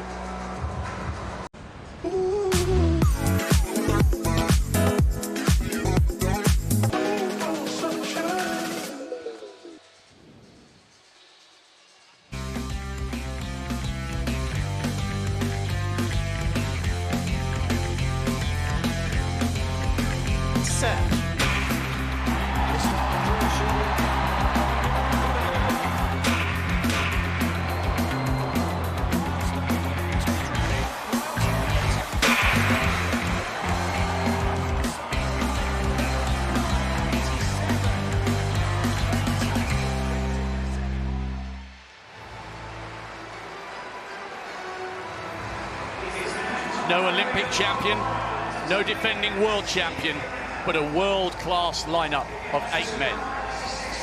Raheem Ford, second in the national championships for Jamaica with a personal best. He might need another one to get in contention here. The biggest race of the young Jamaican's life. On the outside, a young Kenyan doing a jig of delight. The Commonwealth champion, the African champion, Ferdinando Manyala, came through as a non-automatic qualifier. He needs to conquer his nerves. He'll be on the outside in lane 9. Ford will be on the other side of the track in 2. Manyala's not the only African in this race. What a star this young Botswana's turning out to be. Double world junior champion and the African record holder over 200 metres with 19.5. Letsile Tobago. Could he become Africa's first male global champion over 100 metres? In his third World Championship final for Japan. Making it through to a global final for the 3rd time, Abdul Hakim Sani Brown. Abdul Hakim Sani Brown. He is a brilliant starter, and if he gets away and others get nervous, he could be in the shake-up. He'll be inside of Manyala in 8. In lane 4, the 2019 World Champion. The former champion, second in the US Championships. We know he starts well, but is he as good as he used to be? And if he is, it will be an incredible way to reclaim a crown he last won 4 years ago. In lane 7, Christian Coleman. 9.86 this year for Jamaica. He just missed a medal last year, but oblique Seville has been blistering here. 9.86 in the heats, 9.90 in the semi-finals. The second of the two Jamaicans. In lane 5, the fastest man in the world this year for Great Britain. No British runner has won a medal in this event since Darren Campbell's bronze in Paris 20 years ago. Zarnell Hughes isn't interested in bronze though. He wants to replicate Linford Christie's gold for Britain from 30 years ago in Stuttgart, the man whose national record he took in style. Champion for the USA. This guy could be the favourite. He is the rock star of our sport. He had COVID at the US Championships. He got the worst start of everyone, and he crawled into the team. These are the nights on which he loves to thrive. He's imposing his personality on the field. He's imposing his personality on our sport. But now he has to back up the talk with action. Ford, Jamaica in 2. Tobago, Botswana 3. Coleman, USA 4. Hughes, Great Britain 5. Lyles, USA 6. Seville, Jamaica 7. Sani Brown, Japan in 8. Omanyala, Kenya in 9. One will be the world champion. Occasionally in life, there comes a moment in sport so utterly captivating and uncertain, it stops the world in its tracks. This is one such moment. This, without doubt, is one of the most open races we've ever had for this coveted title. 8 athletes are about to pour heart and soul into a 10-second bid for global glory. This is the men's 100-metre World Championship final.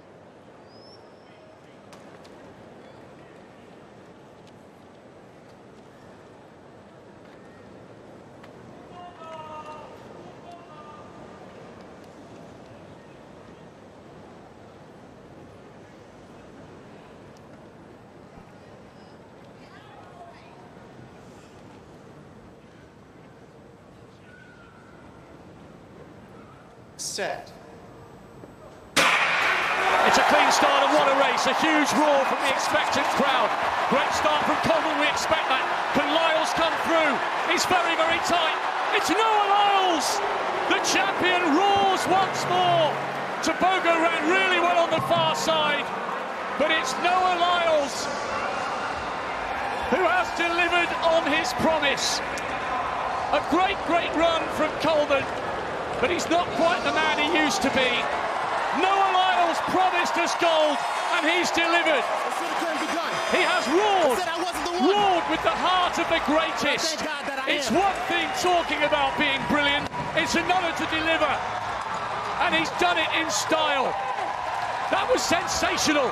He's fast becoming one of our sport's all-time greats.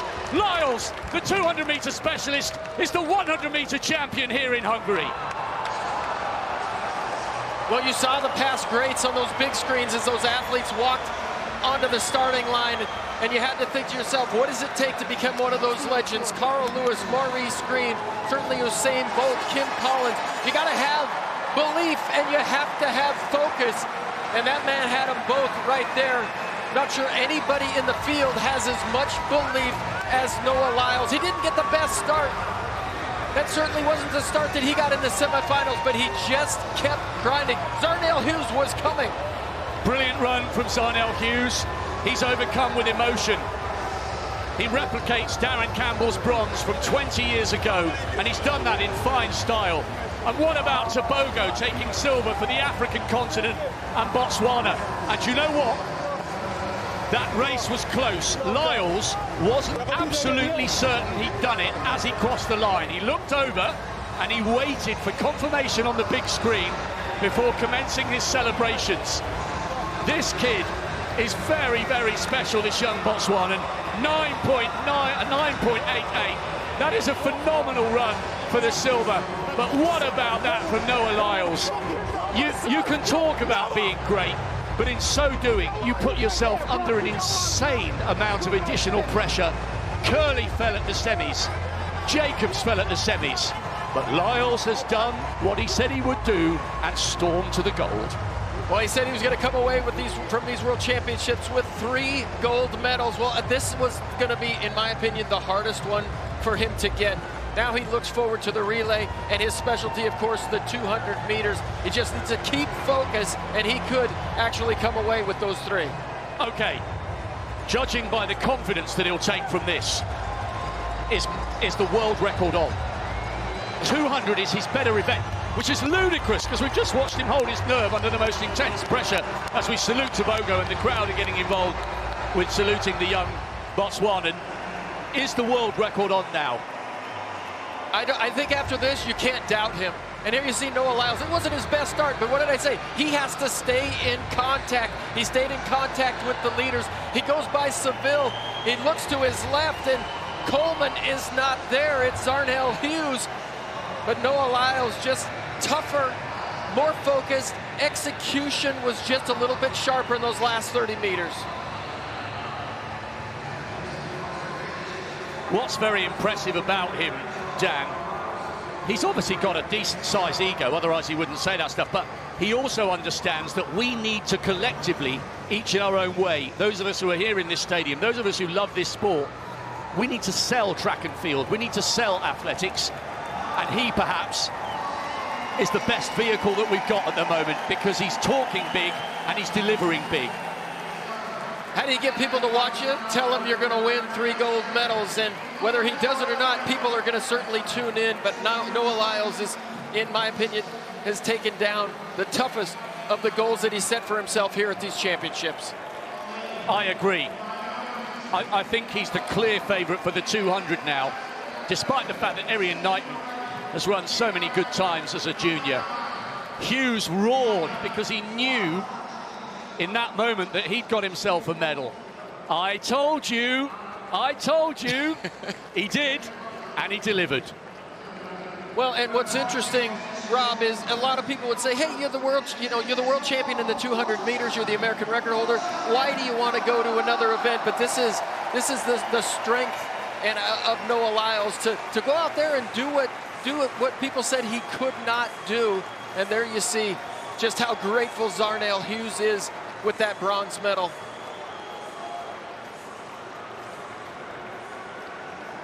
And that is the image that will be, I'm very much hoping, will be on the back pages of all the newspapers in the United States. This is from the drone.